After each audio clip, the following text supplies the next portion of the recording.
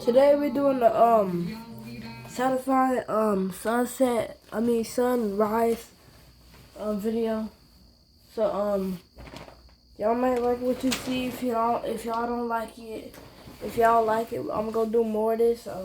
Just don't ask for 5:38, so it might take like 30 minutes to do this video. So have fun.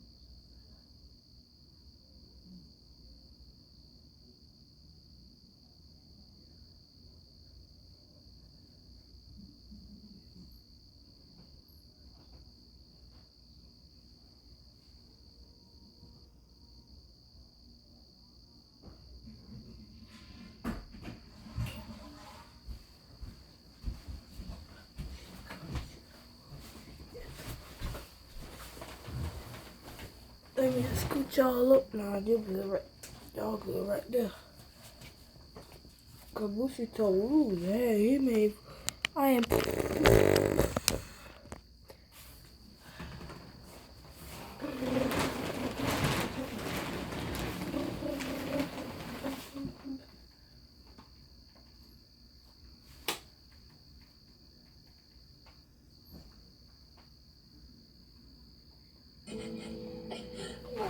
My mom's deleting my YouTube channel because I'm not doing good videos. Just kidding! Got you. You're so funny. Dang, he actually did get me though. Are you serious? But dang, am I going through puberty? Are you serious right now? What? You got me? Who fakes my mom will be is deleting my channel? Zevo works 24/7 to kill 99.9% of bugs trapped. Like a relentless weed, moderate to severe ulcerative colitis symptoms can keep coming. My channel. I thought you were serious, man. I felt bad for you. You look sad. I was about to give you some money. Saying that your mom was gonna delete your channel because you're not getting good views. I've been there. But then that evil face. Dang, man, you look like you're about to reveal your plan to take over the world. He was so happy that he fooled all of us. He might be a sociopath. No. I'm sure you're fine. But yeah. You got me, man. You got me. But yeah, today we're gonna be checking out. My mom will be deleting my channel. Basically, gonna see a bunch of kids who are getting their channels deleted. But yeah, please do me a favor and subscribe. It's right down below. Just click it right now. Go. And yeah, you already know. Go ahead, give this video a like, and comment down below how old you are. Let me know. And let go. Yes, sorry, I have some bad news. I am literally hoping that I can do it. But sorry about my friend. And my mom deleted my channel. Not buying it. You a wounded animal?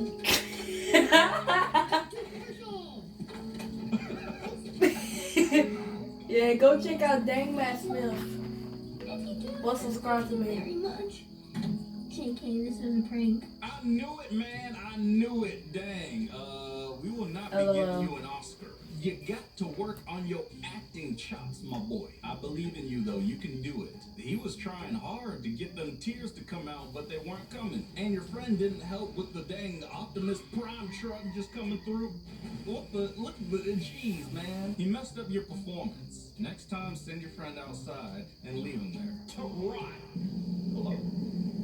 Hey guys, got some bad news. Your husband left you again? My mom's making me delete my YouTube channel. That is not true. Yes, it is. She says that it's a waste of time. Oh, that's not true. And I only have 26 subscribers. Oh, that is true.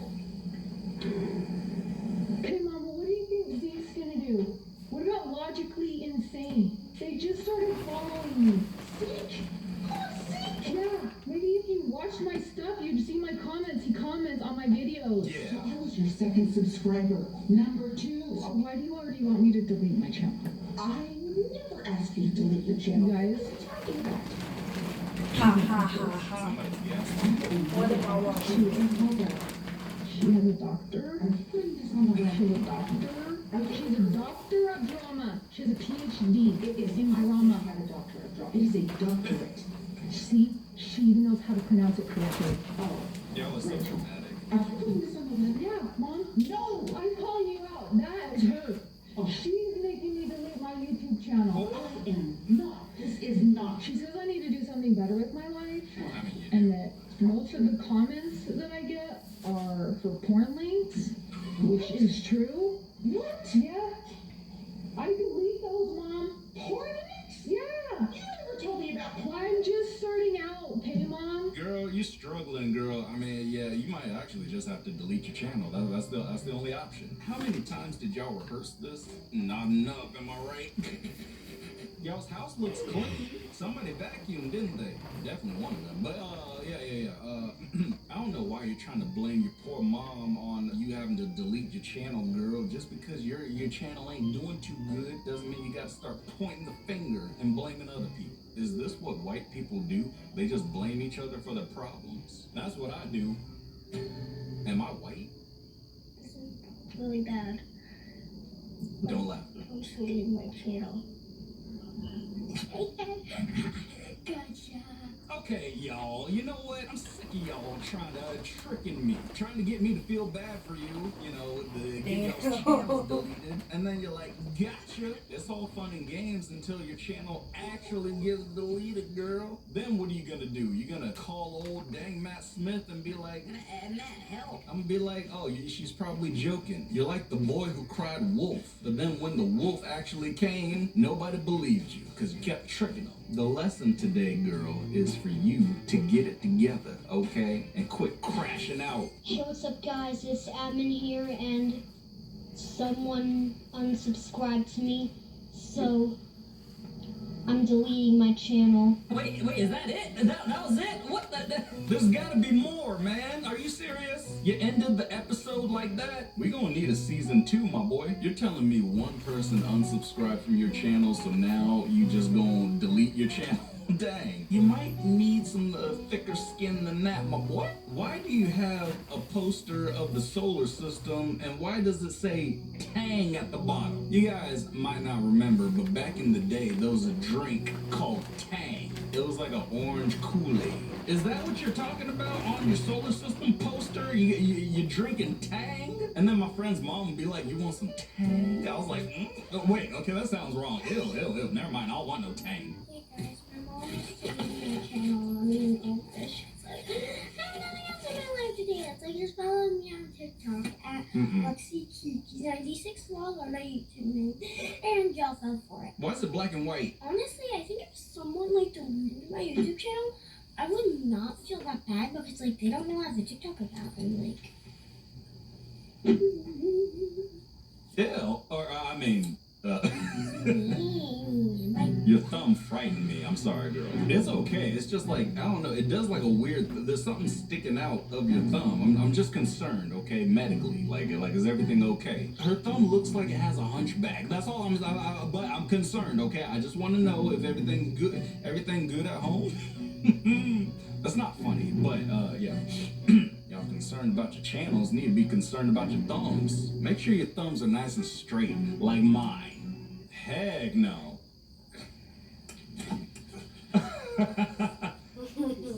Sorry. My mom's deleting my. Oh, knock it off. I know you're messing with me. Yeah, stop all that fake crying. Yeah, there's no point. You okay?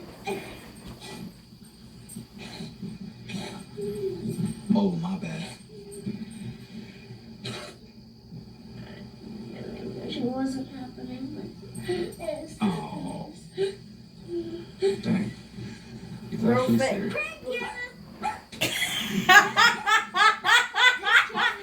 Bro got him. And Bro got him. tell me down in the comments you like this video. Everybody, like it up right now. Are you serious? Alright, I bet you were pranked. No.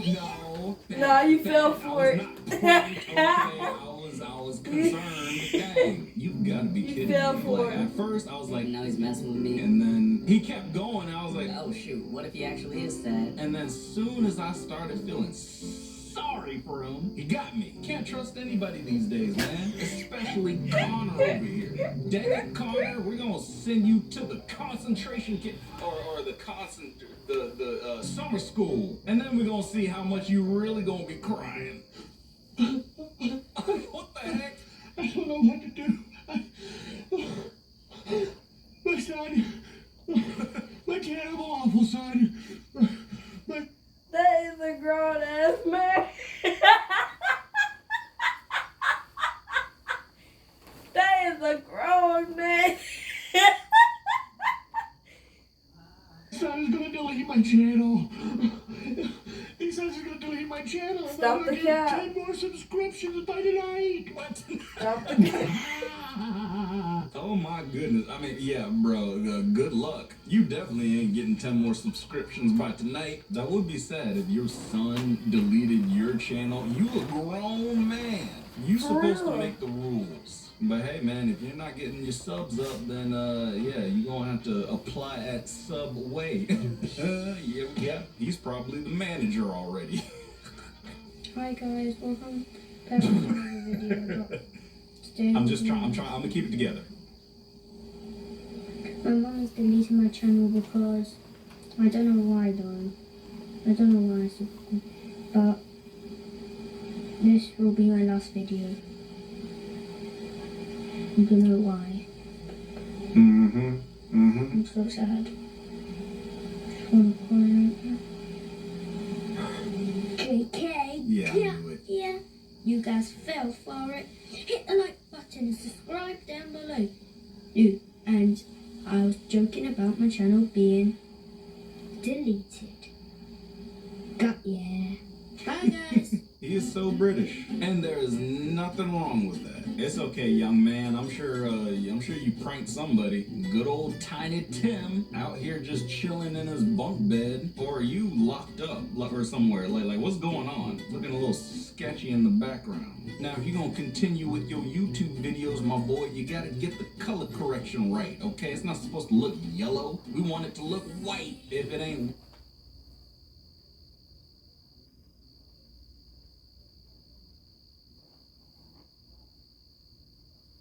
1984 South Haven cheerleaders. No woman, mom was 4 years old.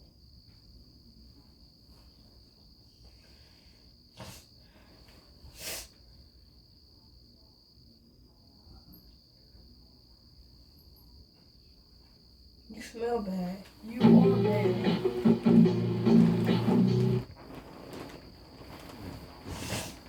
Crazy. It was a snowy Christmas Eve. My brother and I were watching a Christmas movie bundled up beside the fireplace, which... Damn it.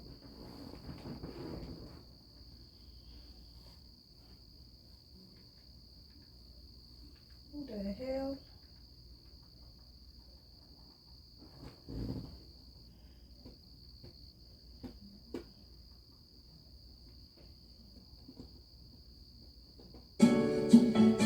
Okay, Chains, welcome to your first day at Jim Jordan's. These are our new product, Beaver Bites. Just smile and remember. The customer is always right. Okay, yeah. Yeah, nah, I can do that. All right, I'll leave you to it. Okay, yeah. Hey...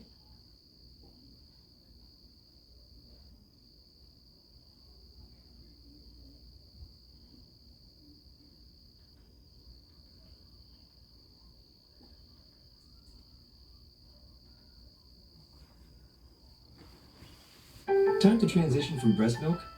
Enfamil NeuroPro Gentilies has prebiotics and easy to digest protein.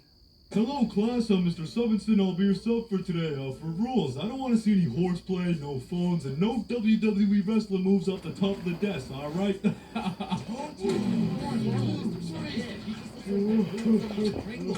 Walking into class and then seeing a substitute teacher is like the same feeling as squaring up to fight a dude and then finding out that dude's blind, bro. Like, you pretty much just gotta show up and you win. Like, I honestly feel bad for these substitutes, bro, because every day they have no clue what they're showing up to. Like, one day they're walking into a class full of angels, and the next day they're fighting for their life in a class of straight demons, bro. I mean, being a substitute teacher is all about confidence. Like, the moment the sub walks into the class, they're being analyzed. Like, the way they walk, how they dress, and Speaking of sub teacher, that just reminded me of when my teacher passed out.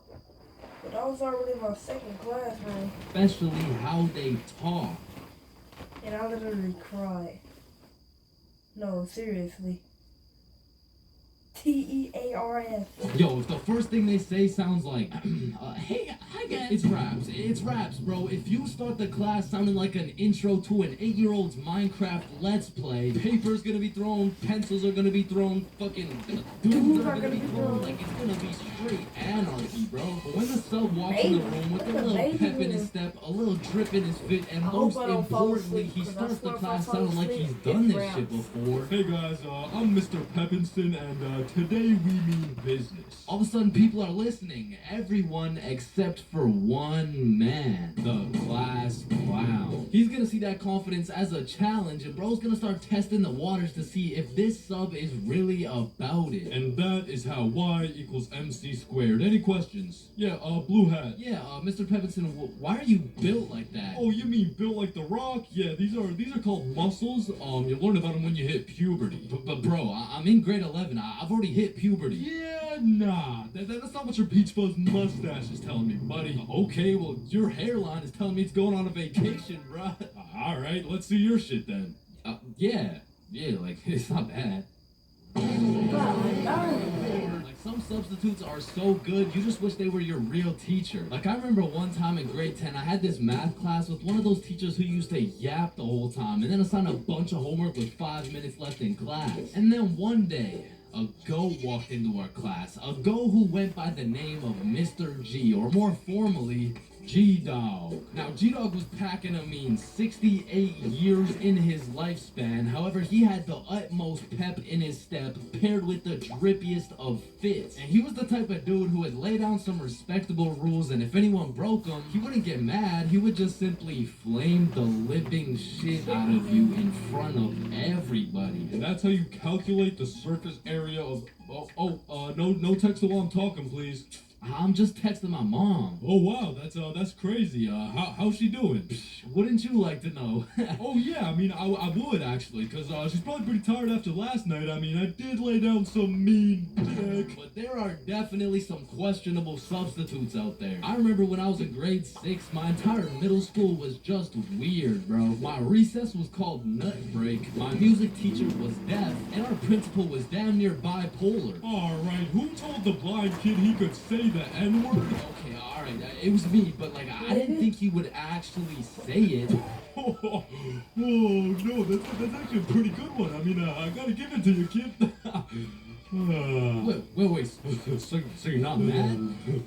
No, I'm fucking furious, okay? Get in my office right now. Okay, wait, I thought you were just laughing. What's going on right now? Yeah, I'm just messing with you, kid. You're good to go. Okay, thank you. Thank you. Good to go out of the school because you're expelled. That is absolutely unacceptable. Are you joking, or? Does it sound like I'm joking? Yeah, kinda. Yeah, bro, my middle school was weird as hell, so I can't say I was surprised when a substitute teacher walks into my class talking about, hello class, I'm Mrs. Hutchinson, and I identify as a mermaid. And I'm only 12 years old, so I'm like, dog, what the actual fuck does identify mean? But bless Miss Hutchinson's heart, man, because Lord knows middle schoolers weren't gonna take that shit seriously. Oh, she's funny. No, class, I'm serious. Oh, so that's why you smell like the ocean. Exactly. Wait, what? And I remember one time this sub walked into our class and I could have swore they just found this motherfucker on the side of the street, bro. He walked in sagging like crazy, and if he even went to school, this motherfucker most definitely cheated his way through, bro. Yo, hey class. Like, what are we doing today? I mean, shit. You're the teacher. Oh yeah, right. What'd you guys learn about yesterday? We were learning about agriculture. Oh yeah. And I think you're right too, because you know the culture we live in right now is very angry, and the agriculture just needs to take a chill pill. You know what I'm saying? Any questions about that? What's a chill pill? Oh, yep, I'm glad you asked. Okay, see, I actually know a guy who can hook you up with some. Just meet me in the parking lot at lunch. Mr. Saginson, are you trying to sell us drugs right now? No. Well, I mean, yeah, but it's for chemistry with neuroscience, or I mean, like for microbiology or something like that. And these substitute teachers seem to butcher every single name on the attendance. I mean, shit's gotta be on purpose at this point. Like, hello class. I'm just gonna do some attendance really quick. Correct me if I get your name wrong, okay? Horda Hansa. Is Horda Hansa here? Okay. I mean, my name's Jordan Johnson. Well, you're absent now, so you gotta speak up sooner next time. Wait, what the fuck? Maya? Is Maya present? It's Mia. Wow. Wait, the name you got there is spelled kind of weird, no? No, it's not. It's literally 3 letters. Ariana? Is Ariana here? Sorry, it's Ariana. Okay, and? Like what's your point? That's just how it's... Juwan? Is there Juwan in the room? It's Juwan. Juwan. And some subs be walking into your class with the most bullshit rules ever. Like, hey, Mr. Stevenson, can I go to the washroom? Does your teacher usually let you go to the washroom? I mean, yeah, I think you legally have to. I don't believe it. Sit your ass down and get to work.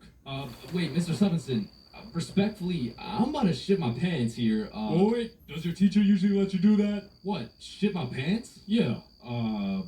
Yeah? Alright, I'll allow it. Hey, what the fuck is this guy? And I feel like there's no greater sense of community among a class than when a substitute teacher comes in. The entire class just comes together to gaslight the fuck out of this poor substitute. I remember one time in grade 10, me and my homie had a sub come in who was giving us this multiple choice test. And my homie was the type of dude who'd be getting 0% on everything, and the way his grades were looking, he just couldn't afford to fail another test. So what he did, I just need to preface, I do not condone. But from the moment the teacher walked in, he acted like he needed a little extra help. You know what I'm saying? And to be honest, he put on a spectacular performance. I mean, somebody that needs to get this man an Oscar or a diagnosis, bro. And I just acted normal, but I guess by proxy, I got a little extra help. And I don't know what that says about me, but I do know what it means. It means the substitute teacher walked out of that class happy she was able to help 2 students in need. And it also means me and my homie both walked out of that class with 100% on our tests. Man, the very moment my stickman lips graze the tip of that sweet, sweet Zaza, it's wraps for all the food in the fridge. And as soon as that THC tickles my brain, it's GG's. The food in my closet is already consumed, bruh. And shit, when I run out of food in the crib, I give my condolences to the local McDonald's workers. Cause man, I'm about to have those motherfuckers working overtime. Now listen, man, shout out to all my big homies out there, but I'm gonna make it clear real quick that I am not one of y'all. In fact, I make sure that I am precisely 64 pixels wide at all times. However, I will say mentally and in my heart, I am a little bit of an EDP 445. Wait.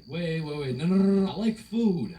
What I was trying to say is that I like food, and usually I can resist food, but once that devil's lettuce gets a hold of my brain, I become a certified fat ass. I'm talking 750 pixels wide at least. I'm eating anything in sight, and as soon as I run out of food, I go to a new site and eat everything in sight again. And honestly, this shit is becoming a problem, bro. No shit, buddy, your arteries are clogging. Yeah. And your blood pressure is through the roof. Yeah, that too. And you're developing type 7 diabetes. Whoa, type 7? I thought there was only 2 types. There was, until your fat ass decided to eat 87 ice cream sandwiches.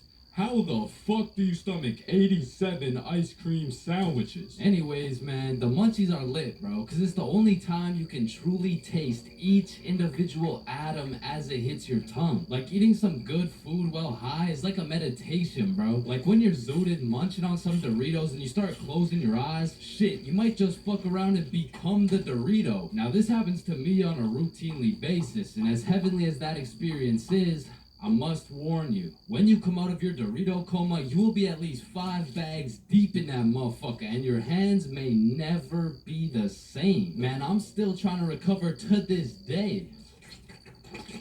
Yeah, my Doritos still taste like fingers, bro. And if staining my fingers orange and developing a new type of diabetes sounds bad, my munchies addiction gets worse, bro. Because when you combine the zooted desire for food with the distorted judgment of the baked brain, shit, that's the perfect equation to put me in the crippling debt. Especially back in the day, because as a youngin', the only thing I was cooking was my brain cells, bro. So that meant I had to buy food. And to put it into simpleton terms, well, I was broke as shit. I remember one hot sunny day, me and the boys were chilling at a carnival with some of our other boys, and one of those boys whips out his dap pen. And so of course everyone flocks around that dude and chiefs the fuck out of his dap pen, and 15 minutes later, that shit hit. But you know what hit even harder? The goddamn munchies. And so there I was, walking around the carnival, absolutely blasted with $50 to my name, looking for something to eat. And don't get me wrong, the carnival had lots of options, but they were really taxing out here. And for a dude with 50 bones to his name, I needed to find the most bang for my buck. And there I saw it. It was beautiful. A pink ice cream truck glistening in the summer sun. So you know I had to hop in line, and as I'm waiting in this line, the dude in front of me turns around and he's like, damn, bro, you look high as giraffe balls, dude. What? Me? Nah, what? Me? No. Hey, don't worry, dude. I am too. Oh, shit. So me and my newfound homie are just chopping it up, talking about how sensational this ice cream is about to be, and soon enough, it was the homie's turn to order. Yo, dude, let me borrow one of those cookie dough ice cream cones. Alrighty, here you go. That'll be $12. $12, bro? That's like half my net worth. Trust me, it's worth it, dude. Yo, let me get a cookie cone. Alright, cookies and cream, here you go. And as I licked that thing, man, that shit was sensational as fuck. But as I turned around, I seen the baked homie step into a pothole and absolutely fumble his ice cream cone. And I'm not gonna lie, that was some of the saddest shit I ever seen. So I go walk over to give him some of mine. Hey man, you want some cookies and cream? Oh shit, thank you, man. Bro, did you just drop both of our $12 ice cream cones? Fuck. Then we were back in line like nothing ever happened. But man, waiting in that sun, my mouth was parched and my eyes were dry. And by the time we made it to the end of the line, I was looking like dried up SpongeBob, bro. Hey, it's you again. Can I get the cookie cone, the cream, the one with the cream? Yeah. And at last, after dropping half my net worth on ice cream, I took a big bite of that ice cream cone, and man, I felt every sugar granule, every atom, every proton and electron contained within that bite. And for the time being, the munchies were cured.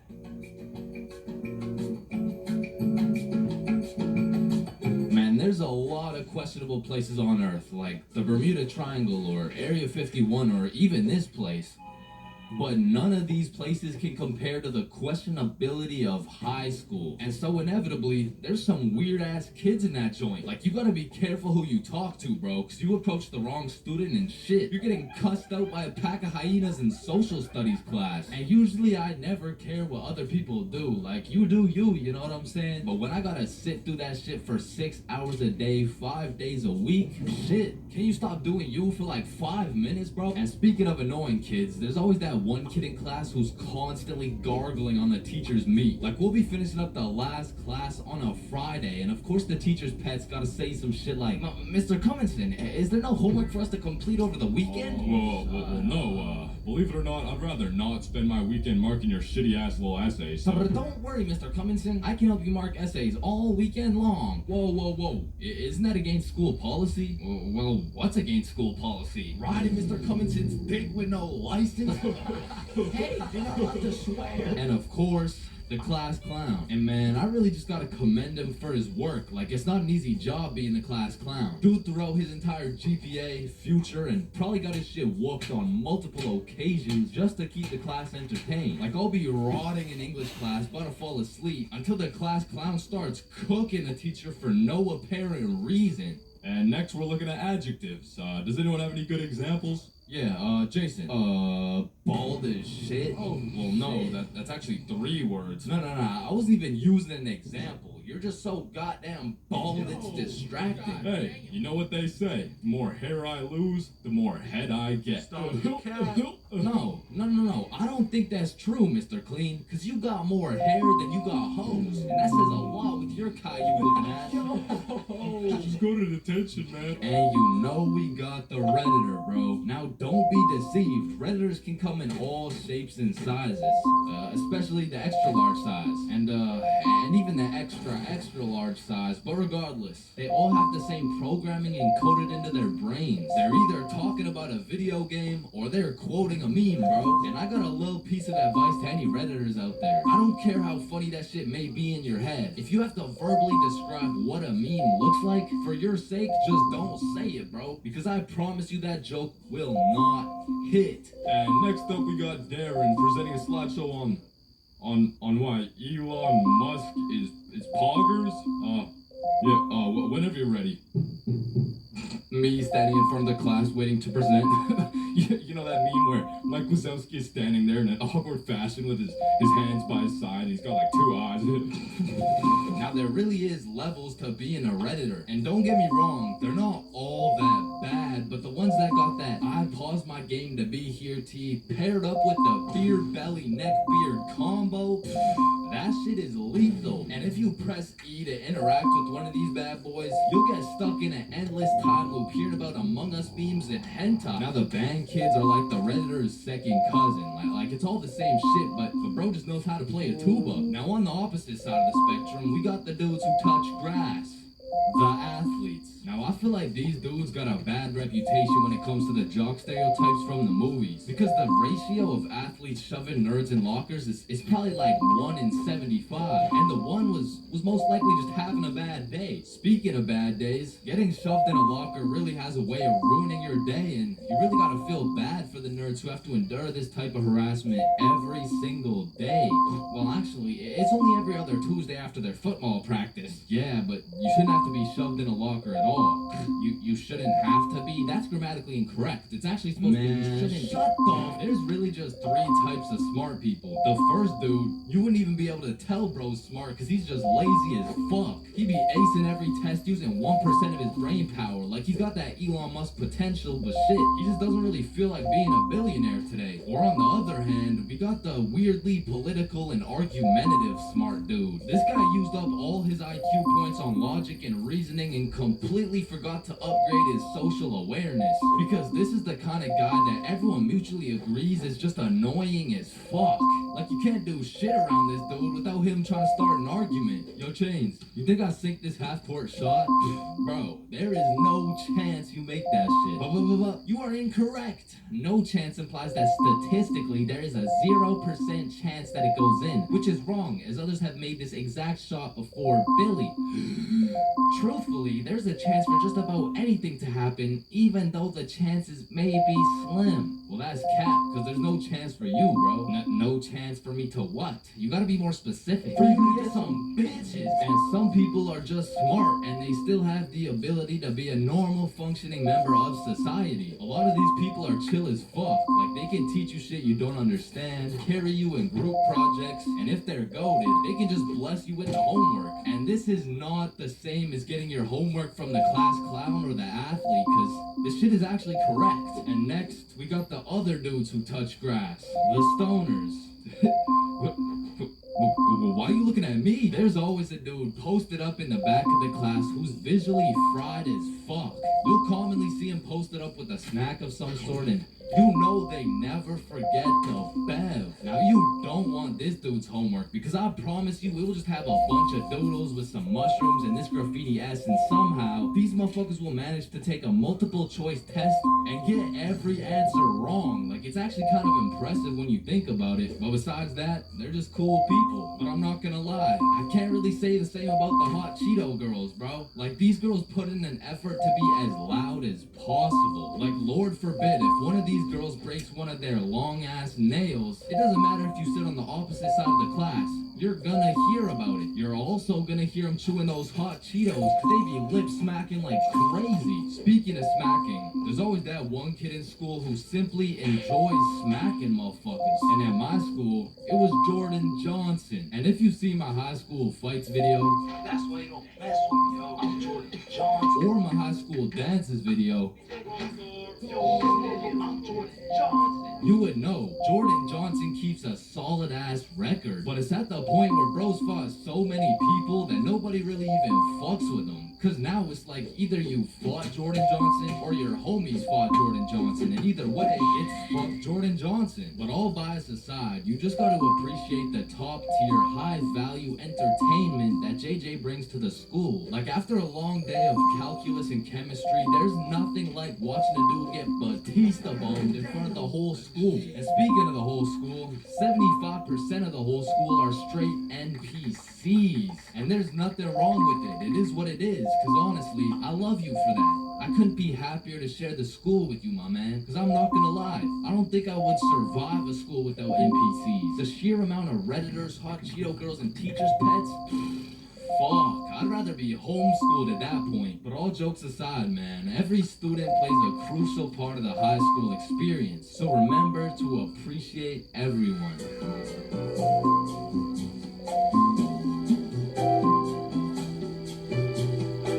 Okay, you got this. Can I get a McChicken, please? Can I get a McChicken, please? Hi there, what can I get for you? Can I get your McDicken?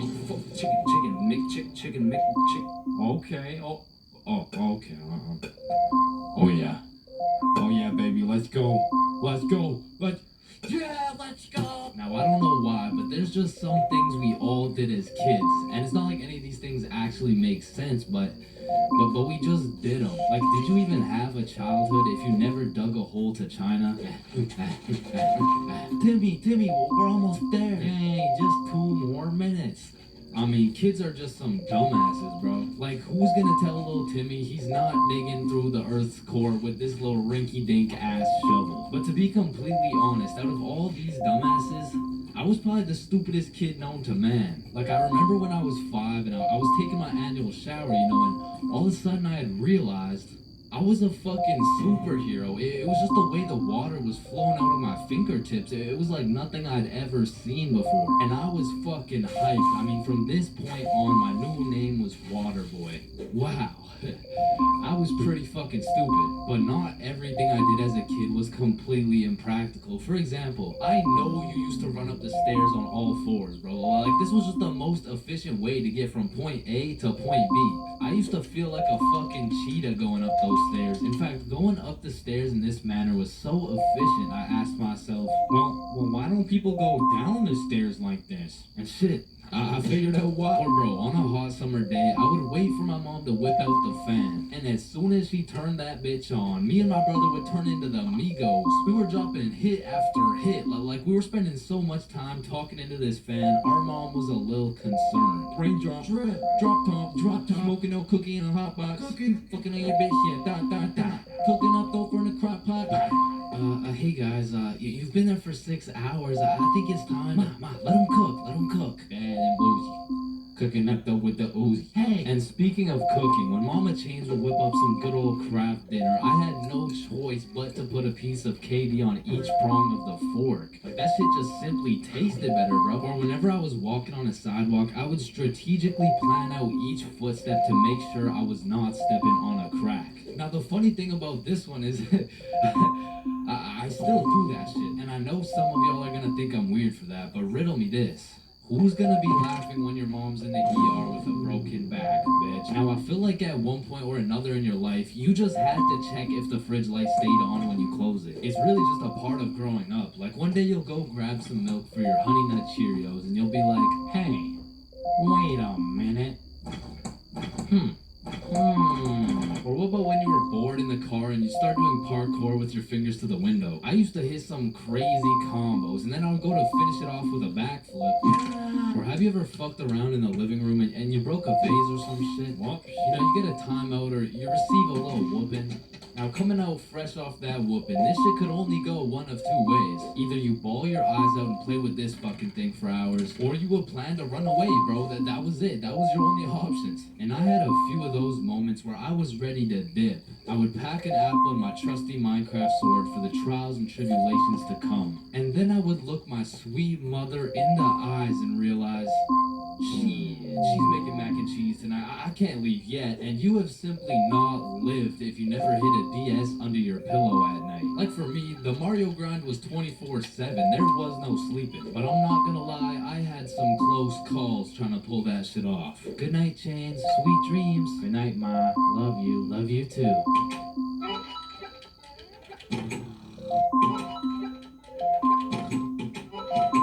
Fuck, and goddamn, bro, in grade 1, we would be doing anything but schoolwork. Like, we'd be poking holes in our erasers, injecting heroin with mechanical pencils, drawing this shit, and breaking this shit off mechanical pencils. I'm not gonna lie, you still gotta keep me away from those things, because if I see them, I will break them. And yo, I'm not gonna forget you motherfuckers who used to put glue on your hands and let it dry so you could peel it off. Like, bro, you're weird for that shit. I'm not gonna lie. But I did used to love crafting the biggest marker sword you could and have a duel. And I don't know why, but I always used to carry around this tiny ass pencil. Like, I never actually used it, but I always had it. And I used to flex it too, thinking it was cool or something.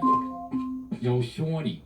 Take a look at my pencil. Oh my god, why is it so tiny? Tiny? It's not that small. And bro, tell me as a kid that you never had the random urge to just do this shit. And you just stay there. I don't know why. And I'm not gonna lie, I have to contribute my entire professional stickman career to drawing on the windows as a kid. Like Mini Chains was whipping up some masterpieces. They were on some Picasso level shit, which is exactly why you see this high quality stickman content. Middle school is just an awkward place, bro. Like, middle school dances, awkward. Middle school speeches, awkward. And middle school relationships, in my experience, is the most awkward thing on the face of this planet. I mean, the girl's a whole foot taller, got a deeper voice, and shit, she could probably bench more than you, little bro. Like, I hate to break it to you, but you don't got a girlfriend. You are the girlfriend, bro. Middle school just occurs at the craziest time in a teenager's life, because motherfuckers is just getting slapped by puberty out of nowhere. You'll be walking down the halls and see a bunch of kids who look fresh out of daycare. Then all of a sudden you'll see a grown-ass man built like Shaquille O'Neal thumping his way down to math class. And attendance in middle school was looking like, Matthew? Here. George? Present. Daisy? Here. Owen? Dude's balls would be dropping halfway through presenting their speech, like, and this is specifically why dinosaurs went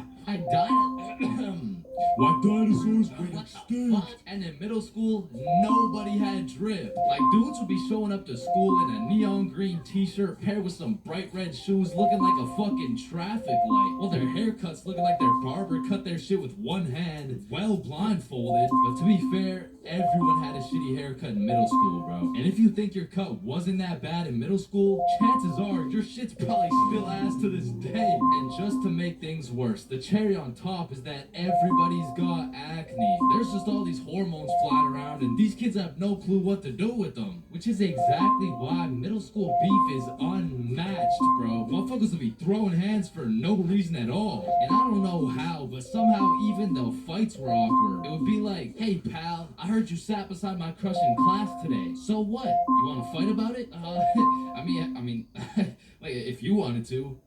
Like, I'm not scared. Like, yeah, we can fight. Okay, let's freaking go, pussy. Fuck, I wasn't ready. Sorry, was that too soon? No shit, Sherlock. Okay, you can hit me back so we're even. What if two dudes were throwing hands and their crush is watching?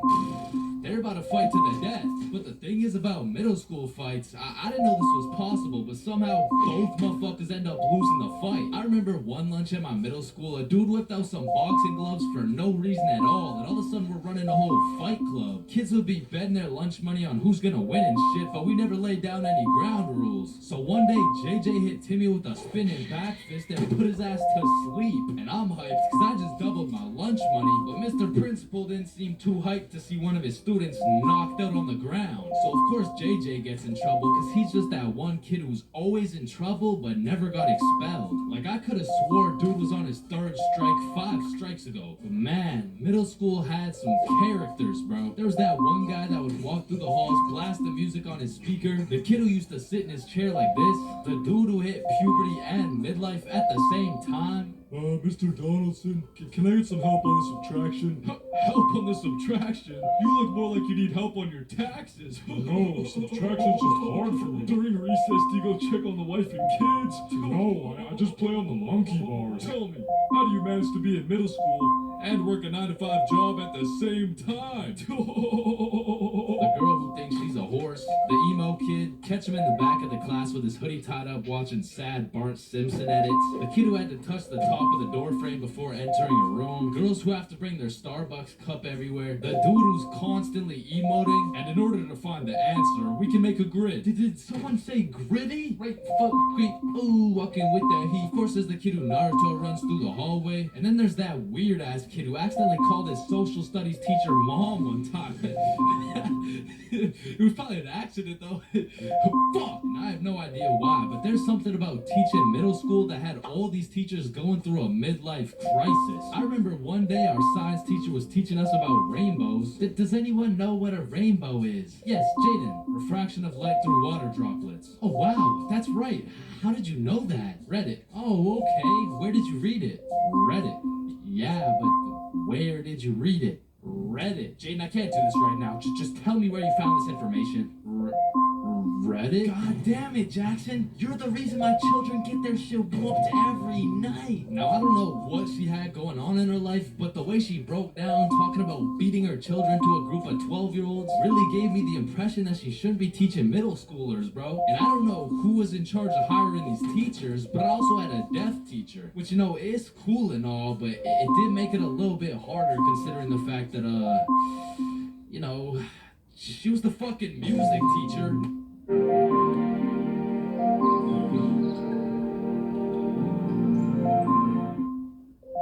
the pain and keep moving with the new BioFreeze Dry Stick.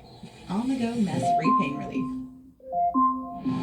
At Grainger, we have over 1 million products, including the ones that help keep your workplace safe and sound. Shop our vast inventory of safety products at Grainger.com. Grainger, for the ones who get it done. Checkers and Rally's $4 unbeatable meal deal changes everything. Your choice of sandwich plus fries, drink, and an apple pie. Just $4. Saving money isn't gonna change you, right? Who, me? Get more for your $4. Only at Checkers and Rally's. Not to mention the fact that she was also half blind, and I think the idea there was that she could somehow feel the vibrations of the guitar or something, which didn't seem to work too well considering the fact that I got a fucking A in music and I can't play the guitar for shit. But I guess I I smelled good or something. I don't know. And I don't know about y'all's experiences, but I feel like kids were just mad touchy in middle school. Like you'd be sitting in math class minding your own business, and for no reason at all, a motherfucker would tase you in the side of the ribs. And I remember when kids first learned about these pressure points, it was all fun and games. Someone would just poke you in the ribs like, pressure point, that tickles. Then there would be a new pressure point dropping every week. It got to the point where these 12-year-olds were hitting pressure point combinations and paralyzing your legs and shit. Hey bro, let me try this new pressure point on you. Yeah, sure, go for it. It tickles. And it was the same shit with this game. Like, you really couldn't trust anybody, bro. Yo, what's that on my leg? Shit, oh shit, there's a bug on you. God damn it, dumbass. Oh fuck, I just broke my leg. Bro, I'm not stupid. You didn't just break your leg. No, I'm serious, bro. I promise, on everything, on my entire life. I just broke my leg. Look. Bro, I remember I got punched so many times, my arm was on life support. It was about to fall off, like, And thinking back to middle school, there's just so many things that make me cringe, bro. But by far the cringiest of them all is the relationships, man. And believe it or not, I had my fair share of middle school relationships. I remember one day I was sitting in class and this girl came up to me and said, Chains, I have a crush on you. And that's really all it took to have a young Chains in love. Head over heels. We went to the movies together. We went to my house and watched movies. Well, we went to her house and we also watched movies. Now that I think about it, all we really did was watch movies. We didn't really talk that much. I mean, I didn't really have a way with my words at the age of 12. So, do you like movies? Yeah. Yeah, I like movies too. That's why we're here.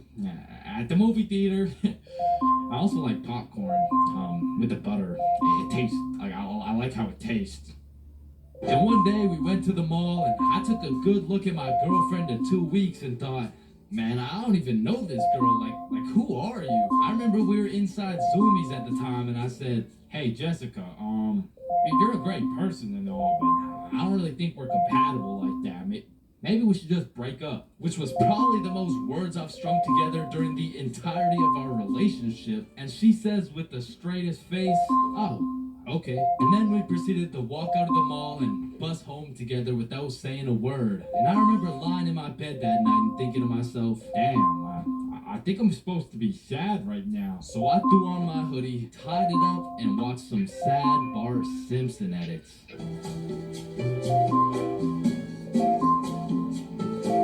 Man, smoking too much, greening out, ODing on the devil's lettuce. Whatever you'd like to call it, many of us have been there at least once in our lifetime.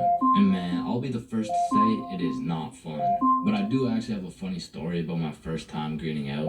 I mean, it's funny now, but when it happened, I was shitting myself. So this story dates way back when I was just a young jit. I was still in 8th grade.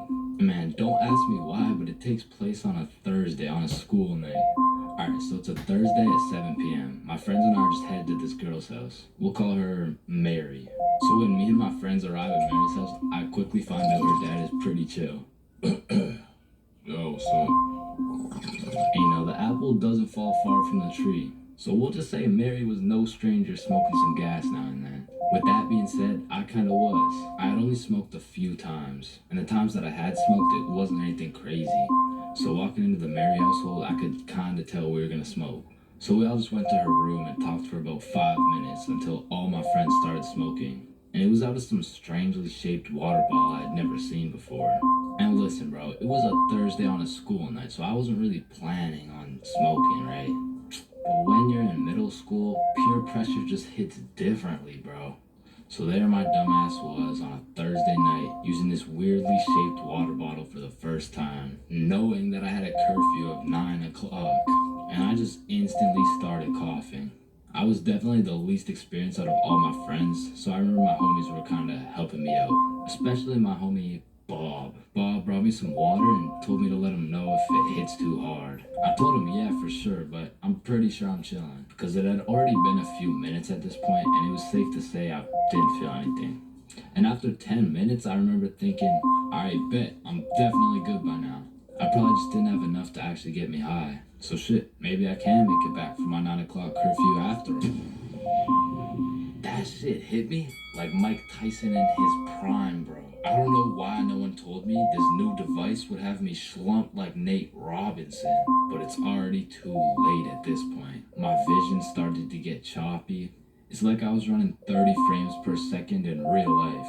And of course, the dry eye starts to kick in, and I just get really hot out of nowhere. And I guess at this point, Bob could just see the panic in my face. So Bob was like, come with me, and he brought me to the bathroom. And bro was prepared. He threw down a pillow and a blanket, was just like, you're gonna be alright, bro. And as he leaves me in the dark in the bathroom, I can hear from the other room, he's definitely greening out. He's greening? Nah, not James. No, my boy. Rest in peace. Rest in peace? Bro, am I about to die right now? But to be honest, my brain was way too fried to even care.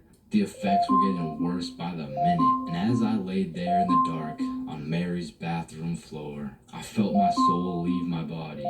I was just flying around space and, you know, traveling through the galaxy and shit, but I'm brought back to life because I felt my phone buzzing. And when I woke back up, I had no clue where I was. And then when I looked in the mirror,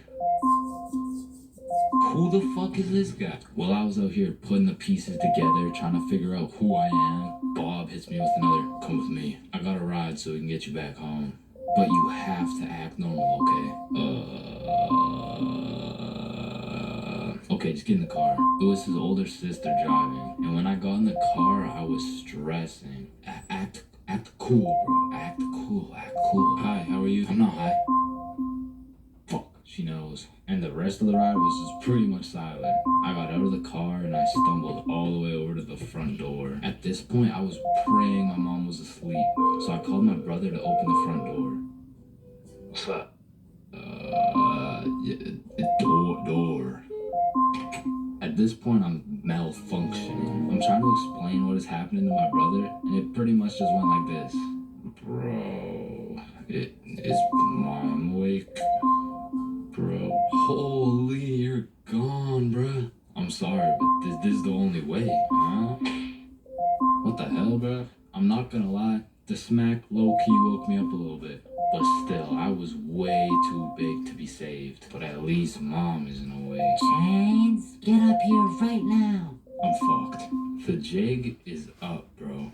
I slowly walk up the stairs to my inevitable doom. Still high off my ass, I walk into my mom's room and seal my fate.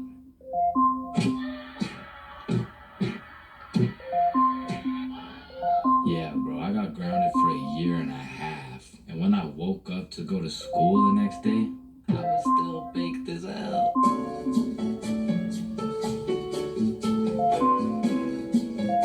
Man, summer is just a beautiful... Telescopic Mascara by L'Oreal Paris. Lash separating comb for up to 70% longer lashes. Taste our family commitment to high quality, real, natural cheese. Sargento, a promise you can taste. Real strength isn't pushing through pain, it's treating it. When there's no pain, there's more gain. Advil targets pain caused by inflammation for fast, strong relief. Advil, that's real strength. Let's transform our living room from this to this with the Alyssa Court Collection by Ashley. Let's be honest, every mom in the world right now wants a big white comfy couch, but they are scared to death of stains. We love how this piece is super soft and comfy, and the best part is machine washable.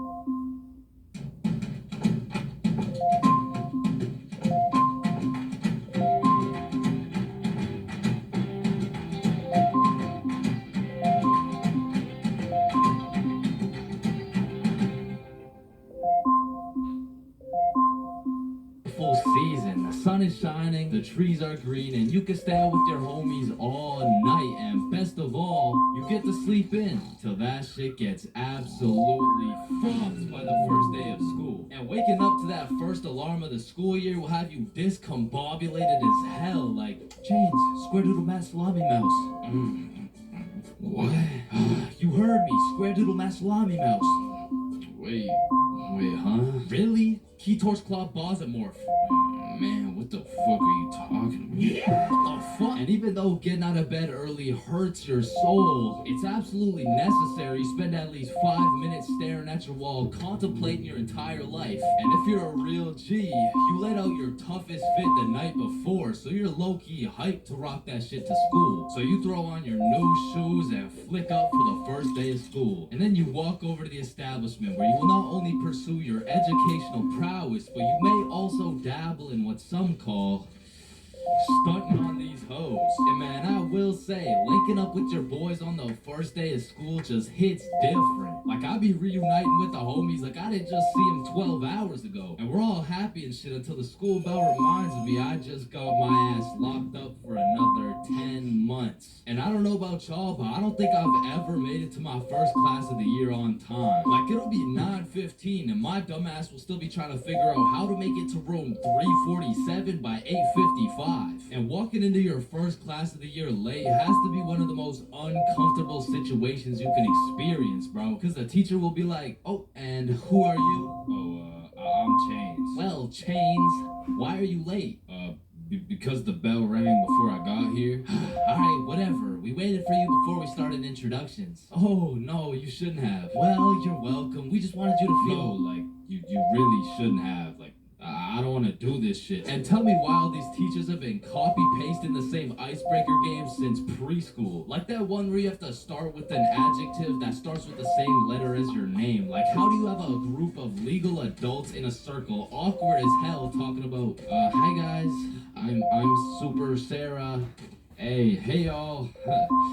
I'm Awesome Aiden, and I'm a Marvelous Marvin. Shit, if we don't stop doing these fucking icebreakers, I'm about to joyfully jump off a cliff. And after we're done grinding out icebreakers, these teachers have the audacity to show a whole 50-slide PowerPoint all about them. Like, the fuck? This class is supposed to be the study of math, not the study of your daughter's soccer games, bro. And I'm not even gonna lie, my dumb ass will be out there taking notes, wondering how this 7-year-old's goals per game ratio is gonna help me on my trigonometry test. Then just as soon as you survive all that bullshit, you gotta go to the next class and do that shit again. And by the time you've learned half your teacher's favorite hiking spots and relationship statuses, you're relieved to hear the lunch bell, only to find out the cafeteria's serving straight ass with a side of booty for lunch. And my standards aren't even high. Like, during summer, I was on a seafood diet, as they would say. When I see food, I eat that shit. But when it comes to this cafeteria food, I could even bring myself to smell that abomination they're calling meatloaf. But even though the food was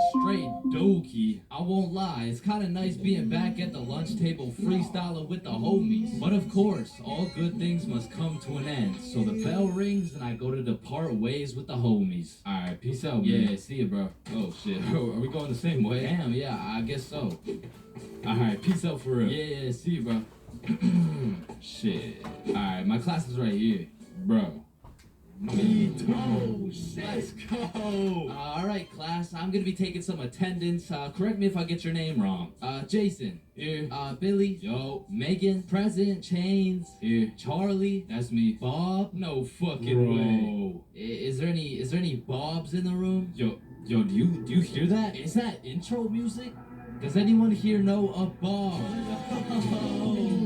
Man, nothing beats a class where you got all the boys sitting together. Like, from the jump, you already know you're all about to fail the fuck out of that shit, but it's gonna be fun as hell. Alright, so, everyone introduce yourselves and tell us what you did over summer break. My name's Bartholomew. My name's Bartholomew, and I'm not gonna lie to you guys, I had a pretty rough summer. I mean, I crashed my car, my girlfriend broke up with me, someone robbed my house, my grandma got jumped the other day. Oh, bro, not the grandma. You three in the back. Disrespectful. And what's crazy about the first day of the school year is how these teachers will act all nice, talking about, it's so lovely to see all your beautiful faces, and it's also nice to see you, Aiden. Wait, what the fuck? We're gonna have an amazing, fun year, and guess what?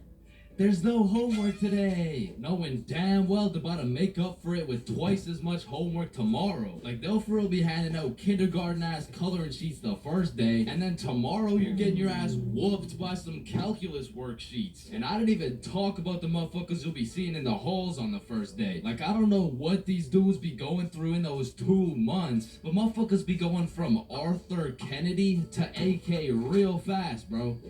Oh shit, is that you, Arthur? Oh, gee, don't be dropping the government name like that. Government name? But that's just your first name. Hey fam, it's AK. Aye man, what you been up to, bro? Hey fam, I'm trapping, trying to make it out of the mud, you know? The mud? You live in a gated community. Oh shit, that's the ops right there, fam. Get down. The ops? That's just fucking Edward. Well, the way these new freshmen be walking like they're scared a senior's gonna slap the books out of their hands and take their Fortnite V-Bucks gift card. Like, bro, you freshmen are worried about the wrong V-card. Like, I don't know why, but the day these kids go from sophomore to seniors, they instantly decide to pull an EDP. Like, bro, you're 18 and she's fresh out of middle school. That's a whole crime. But that's not the only crime motherfuckers be committing on the first day of school. Some dudes be pulling up to school with the most atrocious fits known to man. Like, there's no fucking way you laid out this ramen noodle chicken soup ass fit the night before, slept on it, then woke up and thought, oh yeah, the hoes are gonna love this one. Like, I'm not gonna lie, you could never catch me wearing the types of fit these motherfuckers be wearing, bro. Like, that shit should have never made it out the closet. Like, I don't condone bullying, but all I'ma say is, your actions have consequences, bro. Speaking of consequences, every year it seems like the rules teachers tell you on the first day keep getting more strict. Like, you'll be walking into the first class of the year all jolly and shit. All of a sudden you're getting your shit smacked by the longest list of class rules you've ever seen. Hey class, I'm super excited to have you. We're gonna have so much fun this year, but first, I'm gonna go over some of the class rules. Okay, so there will be no negativity, no phones, no food, no talking when I'm talking. Actually, no talking ever, no laughing, no smiling, breathe as quiet as possible, no washroom breaks, and last but not least, no having fun. So yeah guys, like I said, I think we're gonna have a lot of fun this year, and just like that, man, summer's over and you're back to school. It's possibly one of the worst times of the year. Like, do you really think it's a coincidence that when school starts up, the sun just starts hiding and the leaves start dying? You see what I'm implying? But I will say, one day you might just look back on these times as the good old days and you might just start crying.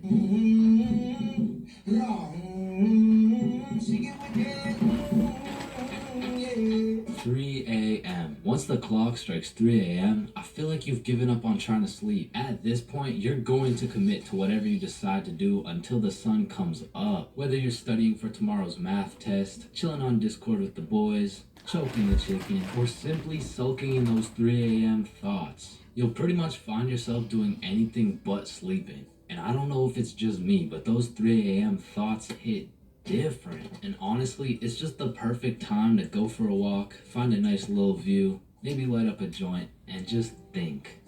The youngest picture of you is the oldest picture of you. Does Lightning McQueen cop car insurance or life insurance? Wait. Did the brain name itself? Hold up. What if soy milk is just regular milk introducing itself in Spanish? I have no clue if this is just me, but every once in a while when I'm laying in my bed at 3 a.m., I suddenly get the motivation to become the best person on the planet. Like, I set an alarm for 5 a.m., I tell myself I'm gonna go work out, then go for a run, then meditate, then drink kale smoothies, then become a millionaire, then donate it all to a family in need. But as soon as my alarm goes off, I'm just like, shit, I'm too tired for all that. Then I just end up sleeping until 1 p.m. And my brain is constantly playing games with me, bro. Like, tell me why I'll be using all my strength to stay awake during the day thinking, man, I can't wait to go to sleep tonight. But when it comes time to sleep, I just can't. I'll be left lying there at 5 a.m. awake as hell, watching these random motherfuckers build a 2-story house with a hot tub in the jungle. And you know what? Being awake at 3 a.m. is kind of like being high a little bit. Because you start to think about things you don't usually think about. And because you get hit with the fucking munchies, bro. I'll be whipping up a 3-course meal with appetizers and a complimentary dessert to watch a YouTube video. And listen, I can't explain why, but there is no better water than water at 3 a.m. I mean, it's pretty much a part of my sleep schedule now to wake up at 3, chug some water, take a piss, then go back to bed. But sometimes while I'm trying to go back to sleep, my brain just starts showing me a compilation of my top 15 cringiest moments. I mean, I'm having flashbacks to the time in grade 5 when I said a joke and nobody laughed. Guys, why did the monkey fall out of the tree? Why? Why? Because it was dead. Oh, damn. Or I'll be up all night thinking about that one debate I had 3 years ago, brainstorming about the best things I could have said in each scenario. It's like if I do some cringe shit during the day, I have no choice but to lose some sleep over it at night. It's like my punishment for saying some stupid shit. Like I know one guy who accidentally called his teacher mommy in front of the entire class. And that dude hasn't slept since.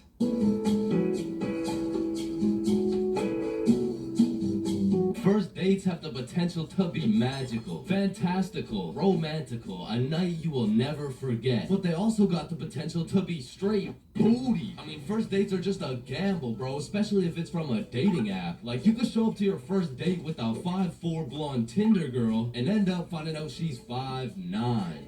And she's brunette. And she's a dude. I mean, first dates from dating apps is kind of like buying one of those SpongeBob popsicles from an ice cream truck. Like, you know it's not gonna look the same as the advertisement, but the question is, how fucked up can it really be? And let me just say, extremely fucked up. I'm talking massive buck teeth, eyes crossed with a bite taken out of it, and I'm not talking about the popsicles. And these are the exact reasons my very first date was not from Tinder. Also because I was in grade 7. And that would be illegal. And when I was in grade 7, I was 12, as most grade 7s were. And for whatever reason, me and my homies loved going to the mall after school, which was weird because we had no money. So after another successful day of walking around and being too broke to buy anything, we walked back to the bus terminal by the mall. And as we walked up to our bus stop, we see these 2 girls waiting there. And the closer we got, the more familiar these girls started looking, until we realized one of them was in our class. And so we walk up to them like, yo, are you Kate? Oh shit, Billy Bob and Chains. What's up? Oh, nothing much. How are you guys doing? Oh, I'm good. This is Jessica. She's new to our school. Hi. What's up? Hello, Jessica. What brings you guys to the mall? Oh, nothing much. Just walking around and not buying anything because we don't have any money. Yo, us too. And so we all get on the bus and we're just talking and shit for a good 20 minutes until my stop comes up. So I'll pull the thingy, but before I get off the bus, I ask Jessica, yo, Jessica, do you Snapchat by any chance? Yeah, I do. Let me add you. What's your Snap name? I remember I had some shitty ass username like, oh shit, it's MLG Pro No Scoper Illuminati confirmed. Hey kid, get the fuck off the bus. Sorry, 1 second please. Where was I? MLG Pro No Scoper Illuminati confirmed. And when I got home, I went on Snapchat, accepted a request, and we started talking. And we snapped all night to the point I was smiling, kicking my feet in the air and shit. Yo, I'm coming in. No, wait, don't. I'm beating my meat. Wait, shit. Yo, what boy has you smiling like that? Boy? It's a girl. Man, shut the fuck up. Oh, shit, you're serious. Wait, so the whole time you were watching Powerpuff Girls? It just had a good plot. Okay, bro. Okay, so this is what you gotta know. And my brother started running me through the do's and don'ts of being in a talking stage. Alright, listen. Don't text her too much, but don't text her too little. Don't talk to too many other girls. Yep, nope, that won't be a problem right there. Yep, I know, buddy. And you also gotta talk to her at school. So the next day at lunch, Bob, Billy, and I walk over to Jessica and her 2 friends, and we start talking again, and we make plans to go to the mall together. And boom, all of a sudden we started forming a little friend group. It was me, Bob, and Billy with Jessica, Kate, and Nikki. And we started hanging out damn near every day, hitting the mall, buying nothing, going to Nikki's house, doing nothing. But we had fun, and so inevitably Bob and Kate start having a thing, Billy and Nikki start having a thing, and that just left me and Jessica. And so one late night, we're on Snapchat with my feet kicking in the air faster than ever, and Jessica hits me with a, so I've been thinking, well, I like you. I like you back. So, and I typed up, do you want to be my girlfriend? I fucking threw my phone across the room, nervous as hell. I get the notification, and when I go to check what she said, she was like, yes, I do. And call me Josh Giddy, the way I just bagged this 12-year-old. But the next day at school, when me, Billy, and Bob walk up to our girlfriends, I started getting all nervous and shit. There was something about the title of being a boyfriend that just had me shitting bricks, bro. It was like, hey, Chains, how are you? Oh, you know, I'm good. Oh, yeah, how are you? Oh, I'm good.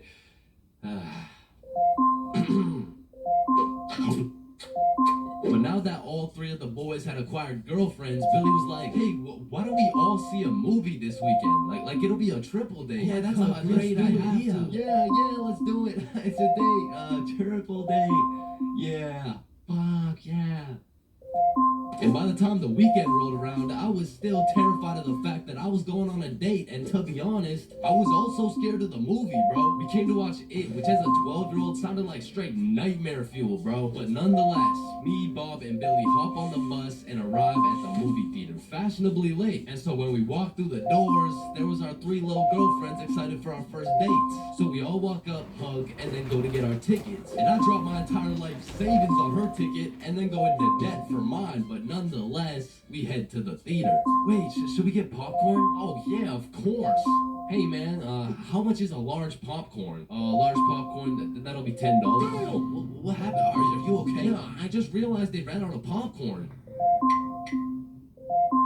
Are you fucking stupid? Yeah, no, don't worry, thank you, man. Is it no problem? Have a good day. And we got to our seats and sat down, and the movie began. And as the movie progressed, I realized it wasn't even too scary, but about 20 minutes deep, I get a tap on my shoulder from Bob. And he gestures to me the fact that him and Kate are holding hands. And I look over to Billy and Nikki, and they're all cuddled up and shit. Which meant I had to make a move, bro, which inconveniently made my hands start sweating bullets. So now I was in a position where I couldn't just grab her hand while my shit was sweaty as hell, because then she'd think I'm weird. But then I also couldn't just sit there and do nothing the whole time, because then she'd also think I'm weird. So I just started doing the only thing I could think of, which was blowing on my head like some hot soup, and believe it or not, made me look fucking weird. But at least my hand was dry. So I go and hold her hand, but when I do, I make a grave mistake. A tactical error, bro. When I held her hand, my hand was on top and hers was underneath against the armrest, and my dumbass was scared I was gonna crush her arm or some shit. And I don't know where I got the idea that I even could crush her arm from, bro, because those 12-year-old stickman arms couldn't crush a fucking pretzel if they tried. But for whatever reason, I decided my best option would be to hover my arm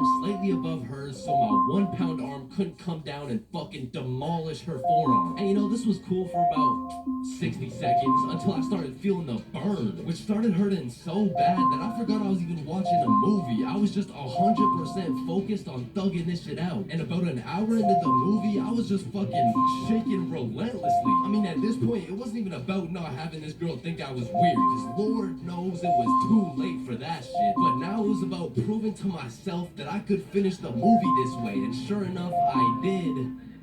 But at what cost? Wow, you were so scared you were shaking, huh? No, I wasn't scared at all, actually.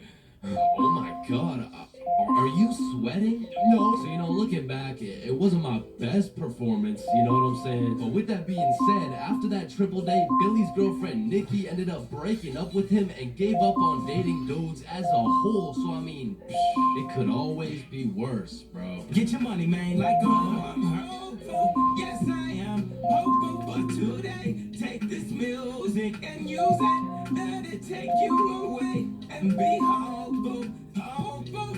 And he'll make a way.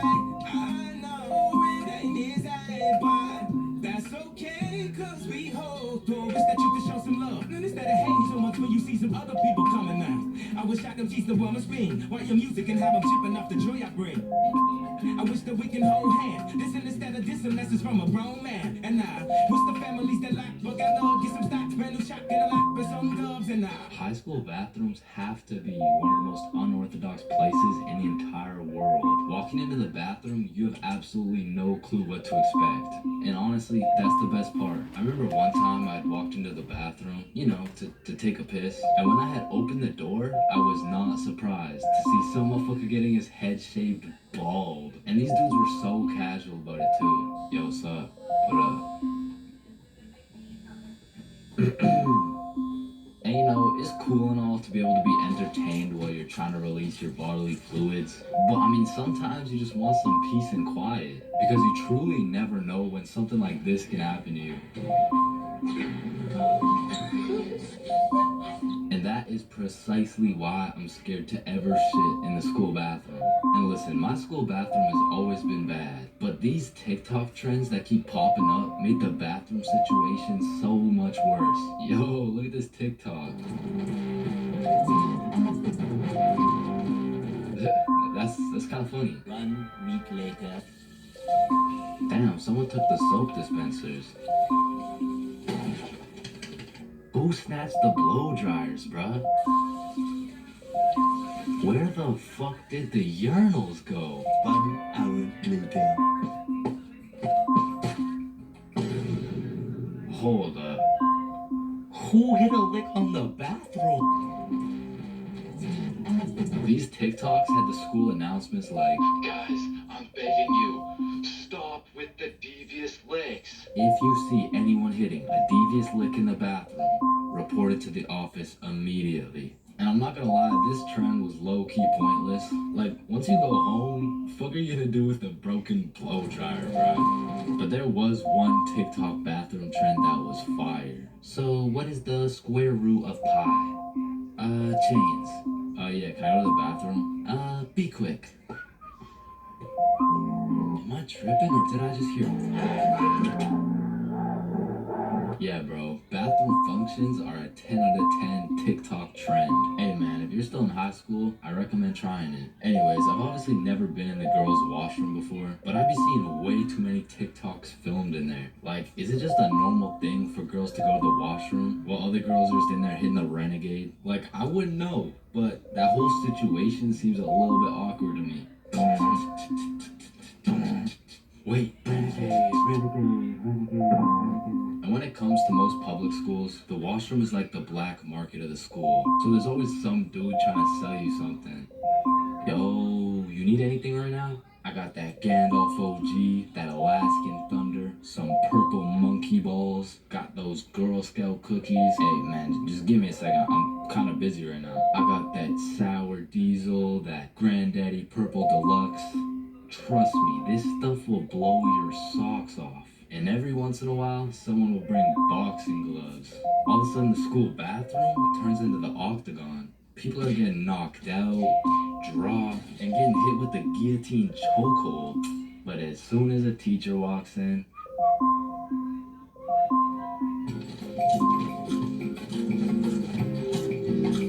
as a broke stick man like myself, I spent my fair share of time on the bus. And if you spend a long enough time on the bus, you will see some weird ass shit. I mean, I remember my first time getting on the bus by myself. I was feeling strong and independent. Next thing I know, a crackhead sits down beside me talking about yabba dabba doo.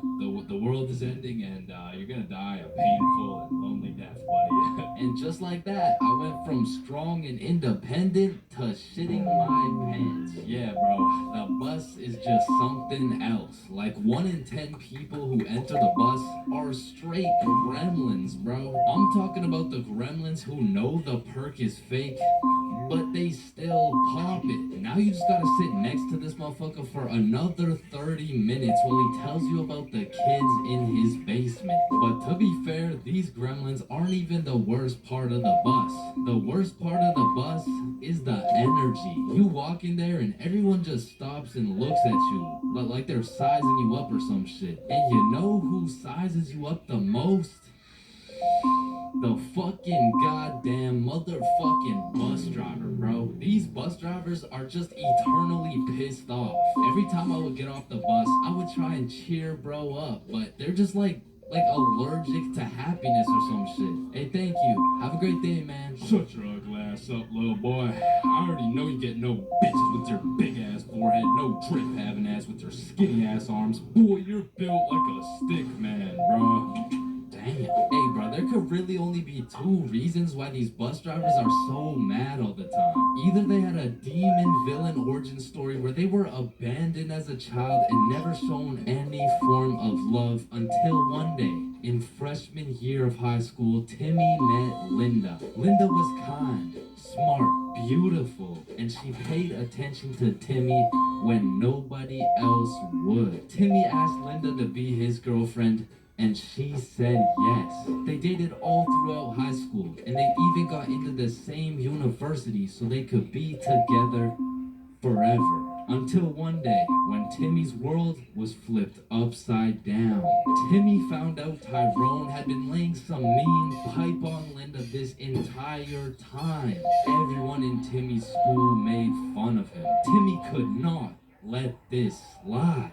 So he called out Tyrone to run the ones in front of the entire school. And without a single word, Tyrone winds up and hits Timmy with the meanest left hook any stickman had ever seen, leaving Timmy slept out cold, unconscious, in front of his classmates, his teachers, and even in front of Linda. Cause shit, if that happened to me, I'd be just as mad as Timmy over here. Now, realistically, the only other reason these drivers are so constantly mad would be because the driver's seat secretly has a stick built in. You see, this would explain why the driver constantly has a stick up his ass. I mean, shit, you really can't even blame him for being mad. But still, I'm gonna blame him, cause I know these motherfuckers get pleasure whenever they see me running at full speed trying to make it to the bus stop in time, cause they start stepping on the gas. Dumbass. To be honest, there's nothing that leaves you more defeated than when you're sprinting to a bus stop, then that shit just cruises on by and everyone on the bus is laughing at you. Damn, honestly at that point, I just give up and go home. But it hits a little bit different when that bus is your only way home, and it was the last bus.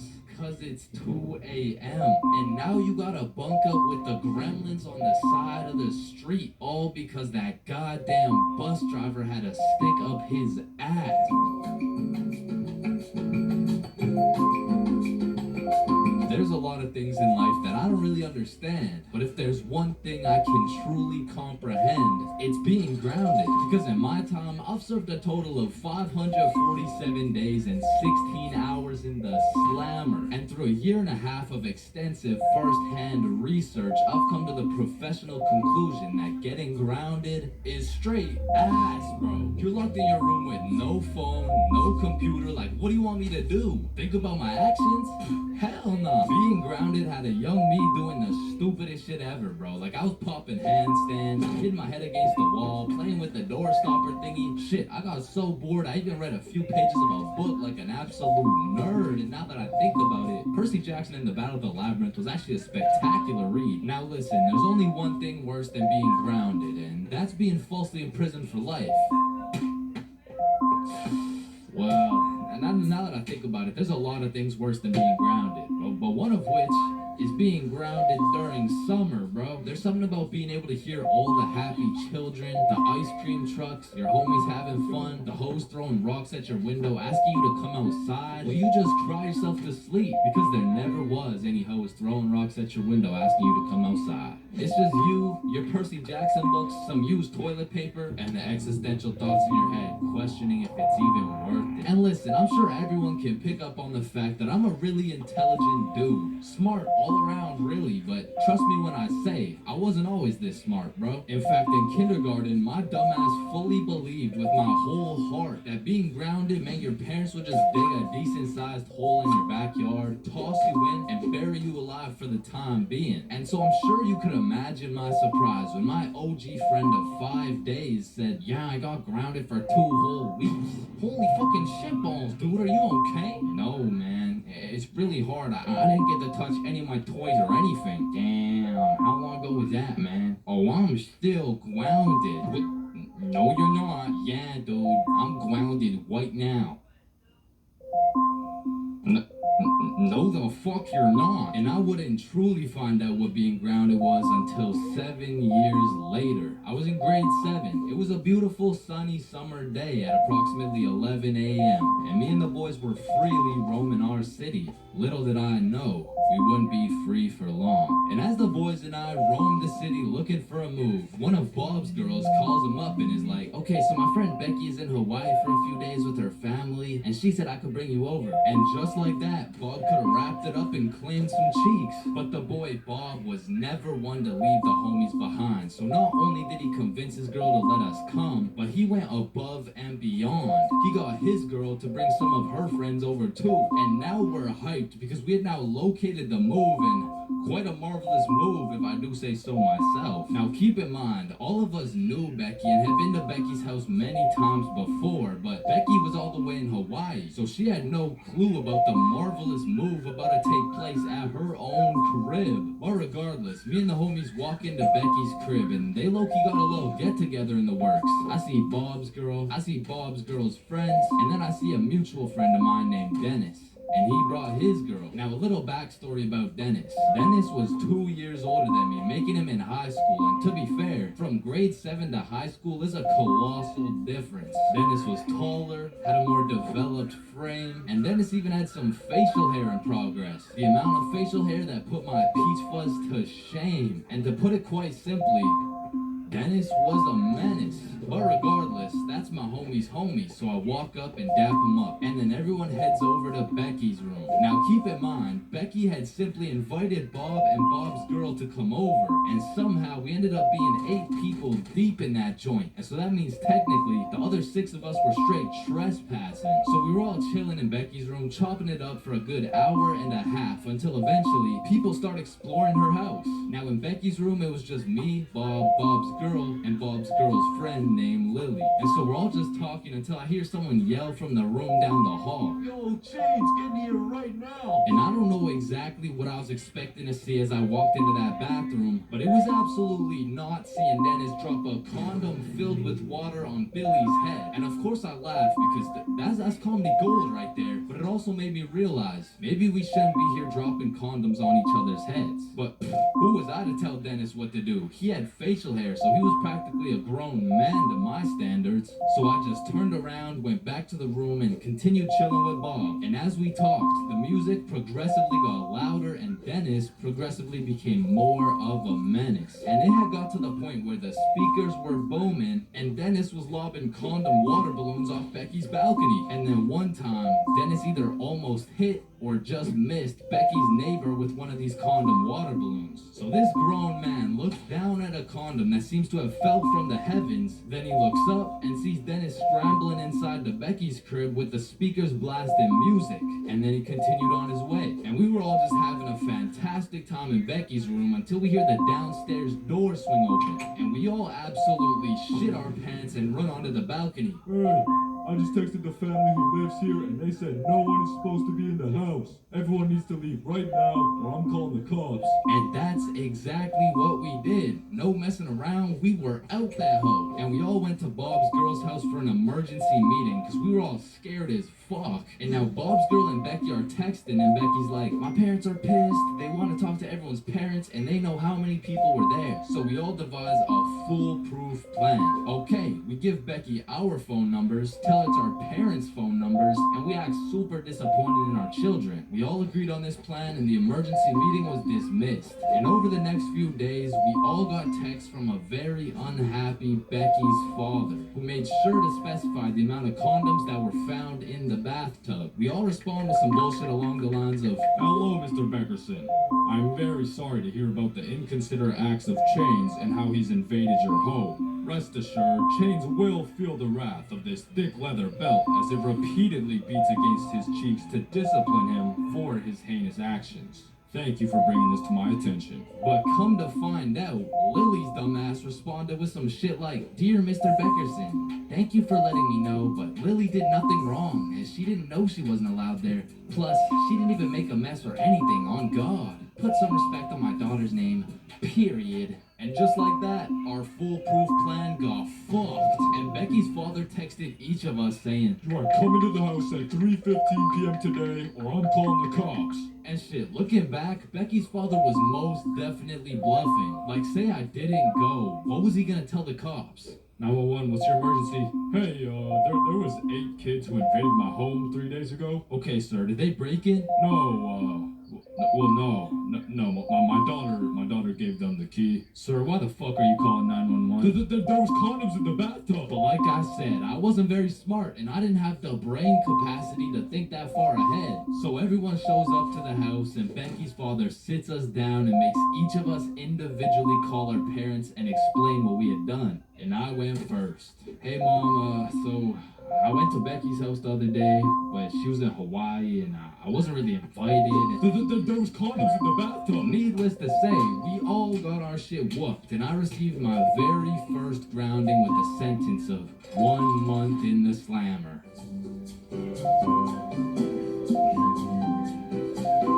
Imagine putting in hard work, time, and dedication into saving up for some new shoes. You go to Foot Locker and find the perfect pair. You try them on, you check them out, and you cop them.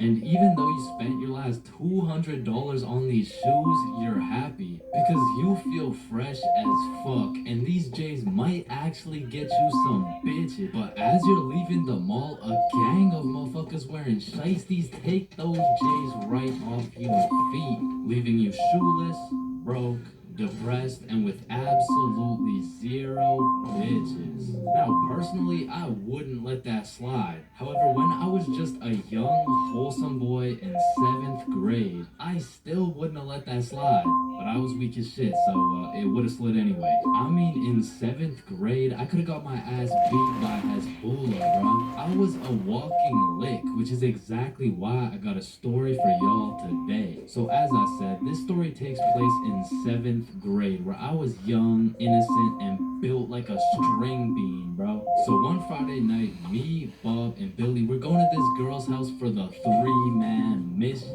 The plan was simple. There was 3 of us and 3 of them. We will put on a scary movie, and if everything went to plan, we will get some cheeks. Now, just earlier that day, I had copped some fresh-ass Jordans, so I've got a little confidence boost as we walk up to this girl's house. So we knock on the door, they open it, and we go inside. Now we stuck to the plan. We put on some cheesy horror movie, and one thing led to another, and by the end of the movie, Bob had all 3 girls, bro, and me and Billy were in the corner playing Bloons Tower Defense. Don't ask me how this shit happened, I don't want to talk about it. So after hours of me and Billy straight fumbling, we all decided to go home. And although I was a little disappointed in my performance tonight, I put on my brand new uncreased Jordans and I remembered, damn, even Curry airballs sometimes. Now the bus route back to Bob's crib took 2 buses. So we hop on the first bus, it takes us to the next stop, and as we're getting off, we see the second bus we need drive right by us. Fuck, is that our bus? Damn, yeah it is. Wait, check when the next one comes. Yeah, it shouldn't be long. Damn, bro, the next bus comes in an hour. So we have no choice but to wait at the bus stop for an hour. So we wait, and at this point, it's already getting late. I checked the time, and it's already 11 p.m. As we were sitting there, bored as hell, waiting for this bus to come, one of the other buses stops in front of us to let someone off. The person gets off, and as the bus starts leaving, we hear this loud thud come from the bus. What the hell? What was that? Oh shit, it's a baton. And as we're analyzing this baton that seems to have fallen out of the sky, some motherfucker wearing a shiesty walks up to Billy like, give me that shit, and straight snatched the baton out of Billy's hands. And Billy froze up. Bro was scared shitless, straight bamboozled. And the way the bus stop was set up was there was a main road, the bus stop, and behind the bus stop was a small hill with bushes on top. And when I say this shit looked like something out of a movie, I mean this dude wearing a shiesty walks back up to the top of the hill, and a group of 5 other dudes walk out from behind the bush, and they're shiestied up too, bro. They had to have been in at least grade 12, and to a 7th grader, that is scary as fuck. And I was no genius, but as that group of shiesties came out of the bushes looking like a GTA 5 cutscene, I came to the consensus that they were up to no good. Yo, those Jordans are looking my size. And this was the moment I realized I was about to get my shit robbed. So I started analyzing my surroundings and calculating my options. Maybe I can talk my way out of this. Hey sir, how's your day today? Shut up. I said, what size are the shoes? Damn, I can't fight them. It's a 3-on-5, and they got the high ground, and they got a baton, bro. They would knock my ass out and take the shoes. But I'm fast. So if I take a right, they make a left. There's no way they can catch me. Wait, fuck, I can't run. I'd crease my Jordans. And just as I had ran out of options, Billy says the last words I would expect to come out of this man's mouth. Wait, Ethan? Yo, who the fuck? Oh shit, Billy. Oh, I didn't know it was you, bro. Man, Ethan, you had me scared for a second. Damn, my bad, Pimp, my bad. Yeah, no, you're good. How's your mom doing? Oh, yeah, she's doing good. Yeah, it's great to see you. Yeah, you too, bro. See you around. All right, peace out. Yo, don't worry. I seen a kid over there with some new forces we can snatch. Oh, yeah, sir. I bet. Man, he's a good dude. Nah, bro. He just tried to rob me. Who the fuck was that? Oh, that's my longtime homie Ethan. Why do you know him? Oh, yeah. We went to the same preschool. Same preschool? That dude looks 20, bruh. Oh, yeah, no, he is. He just got held back a few times. Held back in preschool? How the fuck do you get held back in preschool? Oh, he used to beat up the other kids and then take their toys. Oh shit. Makes sense. So we buzzed back to Bob's crib, and as we're walking to Bob's front door, I stepped in mud.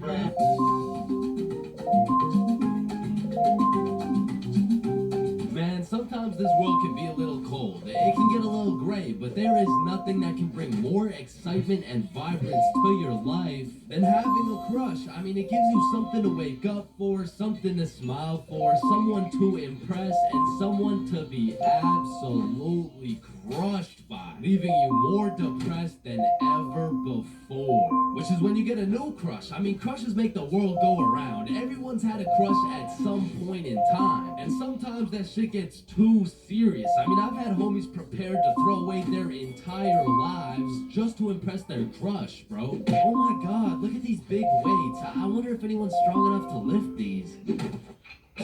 Oh my god, look at this big jump. I wonder if anyone's athletic enough to make. Oh my god, look how creepy this cave is. I wonder if anyone's brave enough. Oh my god, look how tall this building is. I wonder if anyone could stick the landing. I said, I wonder if anyone could stick the landing. Ew, did he just die? Oh my god, I'm getting the ick. Nope, just getting a few extra reps in. Man, I remember my first crush like it was yesterday, bro. She was 5 years old. But I was 5 years old too, right? Like, so it wasn't actually yesterday, you know, it's a saying. But we were both 5 years old, and I remember sliding in smooth as hell. Yo, shorty, you like Legos? Yeah. How about you and me go Lego my Eggo? What does that even mean? Shit, I don't even know. I seen it in a commercial once.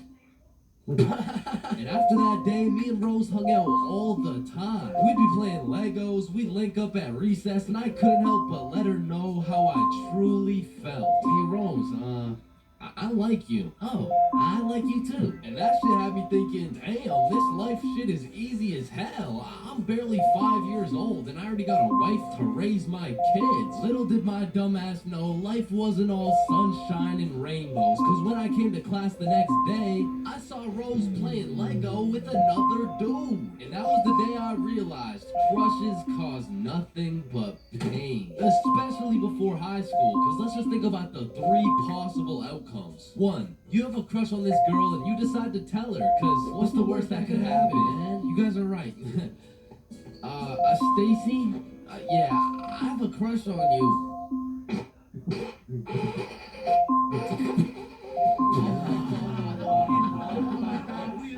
Or 2, you never build up the courage to tell her and end up watching your crush sit in a tree with the faster kid who had the light-up Skechers and the Charizard EX. And we all know what happens when Stacy and Jimmy are sitting in a tree. Or outcome 3, you confess to your crush and it's the perfect scenario. I like you too. Now you've officially started your first middle school relationship, which is probably the worst outcome of all, bro. Cause now you've been sentenced to 14 days of relentless cringe and countless awkward scenarios. And I say 14 days cause that shit's lasting 14 days max, bro. Hey Stacy, do you wanna be my girlfriend? Yeah, okay. Oh, yeah, awesome. Yeah, awesome. Woohoo! So do you wanna hold hands or something? Yeah, sure. So, Stacy, I've been thinking. I don't think this whole thing's gonna work out. Oh, okay. It's not me, it's you. Oh, wait, what? Yo, fuck my ass.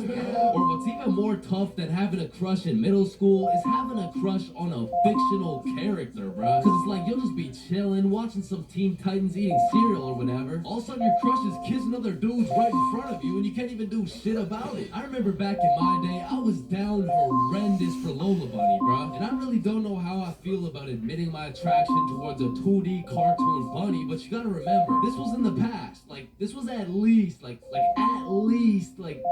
2 months ago. Maybe I'm tweaking on this one, but the red fish from Shark Tale, bro, she was different, bro. And her name, I think it was Lola as well. Shit, maybe I just like cartoon girls named Lola or something. That's exactly what I want. No. And I don't know about you, but for some reason, whenever I would talk to my crush, it was like I got an instant nerf. Bro, I'm talking minus 10 charisma, plus 15 stutter, minus 5 strength, and plus 350% chance of getting put in a random ass headlock. Like I could be in the worst scenario of all time with a girl who has 5 kids and is married to a member of the cartel. And just cause she's not my type, I'll get an instant stat boost that'll have me pulling like Mr. Duke Dennis himself. But put me in a room with my crush and all of a sudden I got the same charisma as fucking McLovin. Hi. It's 10:33. What? A.M. Like in the morning. Like I'm saying, it's 10:33 in the morning. Fuck. And on top of your crush turning you into McLovin, it also leaves you open to the inevitable pain of being embarrassed in front of your crush. And man, let me tell you, there is nothing quite like it. It was a beautiful sunny day and I was in grade 2 wearing my favorite bright blue basketball shorts in math class, gazing out the window at those shiny old monkey bars, excited for recess. And when the bell rang, I hauled my little ass over to those bars and I was swinging like there was no tomorrow. And before I knew it, the whole class was on these monkey bars, which quickly turned into chicken fights. And I wasn't complaining. I mean, hanging from a bar and kicking the living shit out of some toddlers? Sign me up, you know what I'm saying? So I'm in line watching these grade 2 gladiator battles go down until it was my turn. And when I step up to those bars, I look into the crowd and see my crush of 2 weeks, Lexi. And now that Lexi was watching, there was no chance I was about to lose this fight in front of her. But as I look over to see who my opponent is, I realize it's Axel. And Axel was known for being the undisputed chicken fight champion. Legend had it he once took on 3 dudes at once, pause. So I knew going into this, I had to lock the fuck in, bro. So we climb over to each other and he's kicking my shit in off rip until I hit his ass with my specialty move, the the Python squeeze. And in 10 seconds flat, let's just say I folded that motherfucker's clothes. With him still in them, and everyone was hyping me up because I just did the exact equivalent of dunking on Michael Jordan in his prime with Beyonce watching. So of course Axel's pissed. Hey Chains, you, me, rematch now. And I look over at Lexi, and she looks over at me, and now I can't back down. So we get back in position, climb over to each other, and I go for the Python squeeze again, and this motherfucker Axel just winds up and kicks me in the balls. And I'm not gonna lie, that hefty kick to the dick accessories was the worst pain I had ever felt in my 7-year-old life. But I couldn't just drop and lose to Axel in front of Lexi, so with all the pain and anger I feel radiating from my nuts, I hit Axel with the meanest 20-piece combo in chicken fight history, and he drops. And then he pants my shit, bro. And embarrassed, I drop and try to run away, but the shorts around my ankles trip me, and I face plant. Face down, tighty whities up, balls in shambles in front of everyone, including Lexi. And some people like to say, oh, it could always be worse, but this time, I don't know. I don't know, man. I don't know. So the moral of the story is, man, fuck Axel, bro. Yo, Chains, I'll pay you $5 if you pull that fire alarm right there. Oh, Chains, do you know why I've called you in my office today? no. You see, that little stunt you pulled has led you to a 1-week suspension. God damn it. What does suspension mean? It means for the next week you are prohibited from coming to school.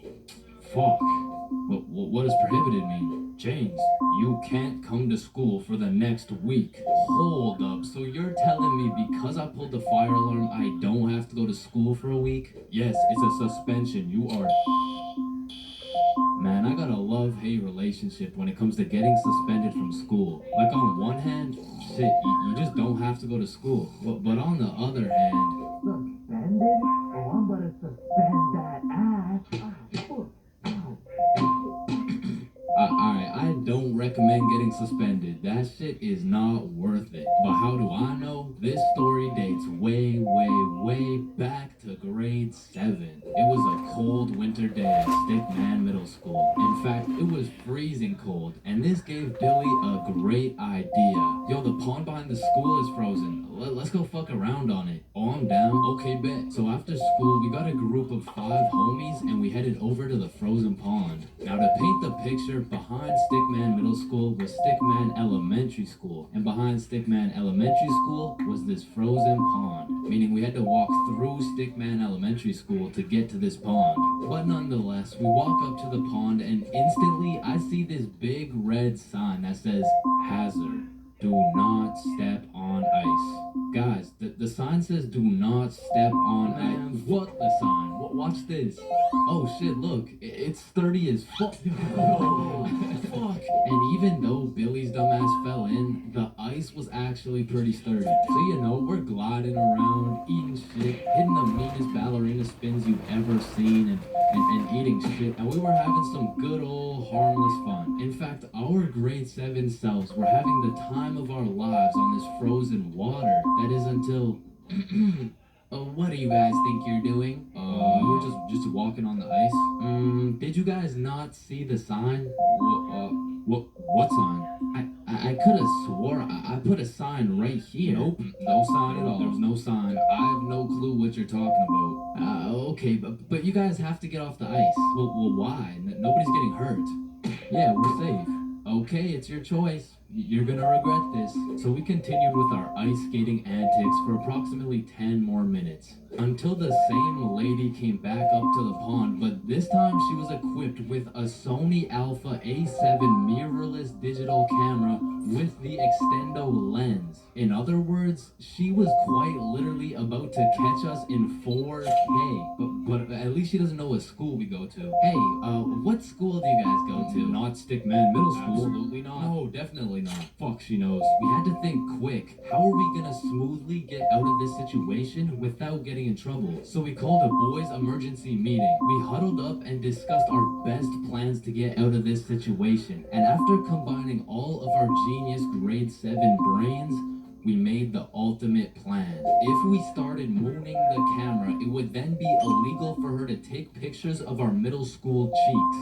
I don't know how this became our best option, but regardless, we put the plan in motion. I mean, me personally, I got a little shy and kept my pants up, but some of the boys were out there going crazy, looking more caked up than Summer Rae. And after a little while, the lady must have decided it wasn't a great look to have a camera pointed at some 12-year-old cheeks, and she left. Which means the plan had worked flawlessly. Now the next day at school, I had completely forgot about it, to be honest. But strangely enough, while I was sitting in math class, I hear the little class phone start ringing. Hello? Oh yes, he's here. Oh, okay. Yeah, I'll send him your way. Thank you. Chains, Mr. Principal wants to talk to you. And at this point, I should have picked up on why I was being called to the office, but I had complete faith in our foolproof plan of mooning this stranger that the thought of being in trouble didn't even cross my mind. That was until I walked into the office to see every single one of the boys sitting in Mr. Principal's office. But Mama didn't raise a snitch, so we started capping our asses off. So, what did you guys do after school yesterday? Nothing. I played Fortnite. I was doing the homework. Don't play stupid with me. I got a call from Mrs. Principal over at Stickman Elementary. So tell me, what were you doing on the pond yesterday? I wasn't there. It wasn't us. I don't know what you're talking about. I don't even know what a pond is. I see. Well, I've got evidence. And as he shows us this undeniable evidence, you can see this dude Billy's cheeks in the corner of one of the pictures. So I slowly look over at Billy, and he looks over at me.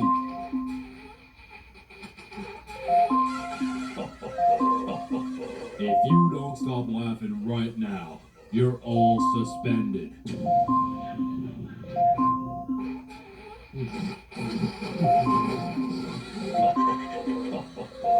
That's it. You're all suspended. And as I explained the situation to my mom, let's just say Mama Chain was not happy.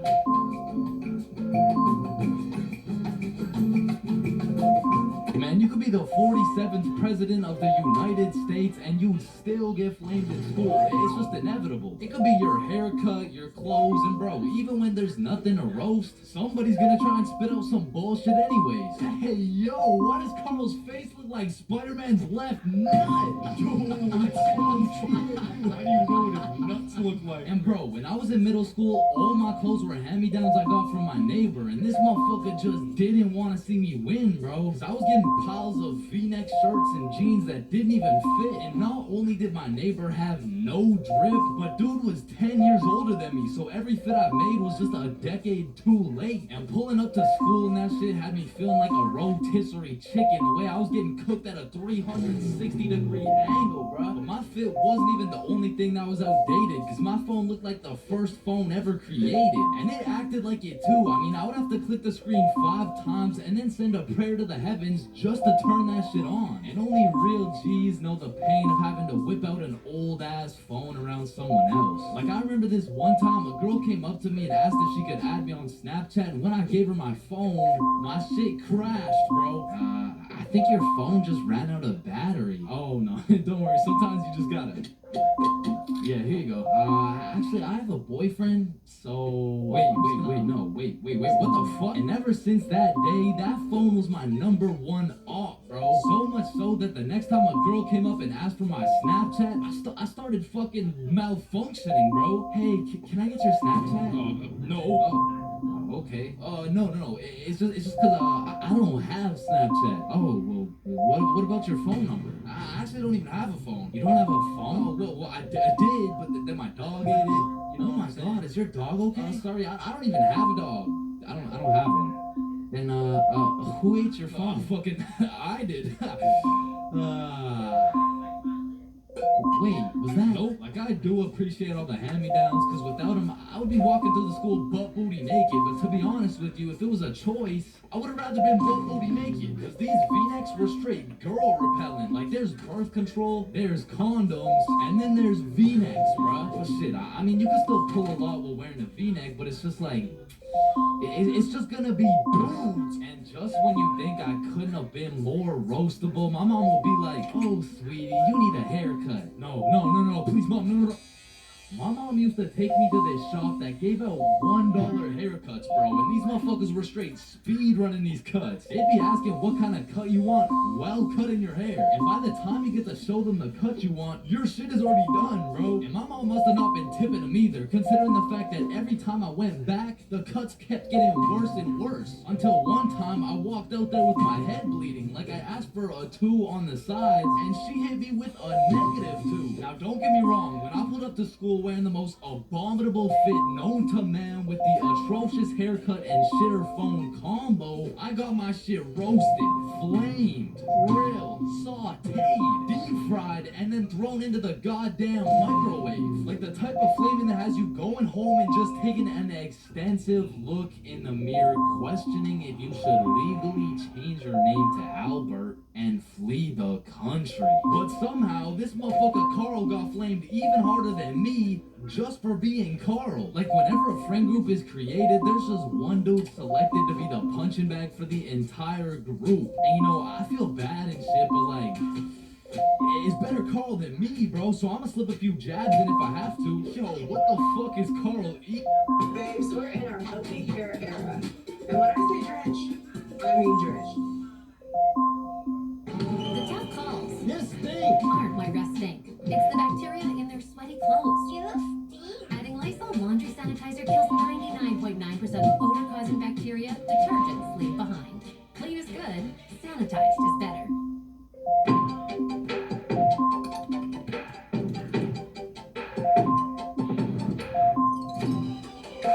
Beautiful modern surveys built instantly. Oh, SurveyMonkey. 3 hot things. Dating a celebrity is very hard. 21 hopeful queens. Got the best bitch wins. 0 red flags. It is literally a list. Pretty much on both today. Well, maybe a few. King's Court, streaming on Peacock. shopping for tires used to really rub me the wrong way. That was before I went to TireRack.com. I chose mobile installation. A technician brought the tires right to my house. Almost finished, her. Take your time. I'm just marinating. TireRack.com. The way tire buying should be. Bro, eating, bro. Hell no. Whoa, Chains is eating the exact same thing. What? Your shit looks like it tastes like cardboard with honey mustard. Wow, how did you know? Like, Carl can't even get a little chuckle out without getting crucified, bruh. Damn, he's fucking that shit up. Looks like he hasn't eaten shit. Oh, hell no, Carl. I know you're not laughing. Yeah, I'm not. You're built like SpongeBob Brown Pants. You look like a malnourished Santa Claus, bro. Like, god damn, that's a face only a mother can love. Well, what did I do? Now, getting roasted around your boys is tough, but that pales in comparison to the pain and embarrassment of getting roasted in front of your crush, bro. Yo, Chains, what did you get on the science test? I'm not gonna lie, I got like a 76. I'm surprised you're not smarter with that big ass head of yours. Good one, Joe.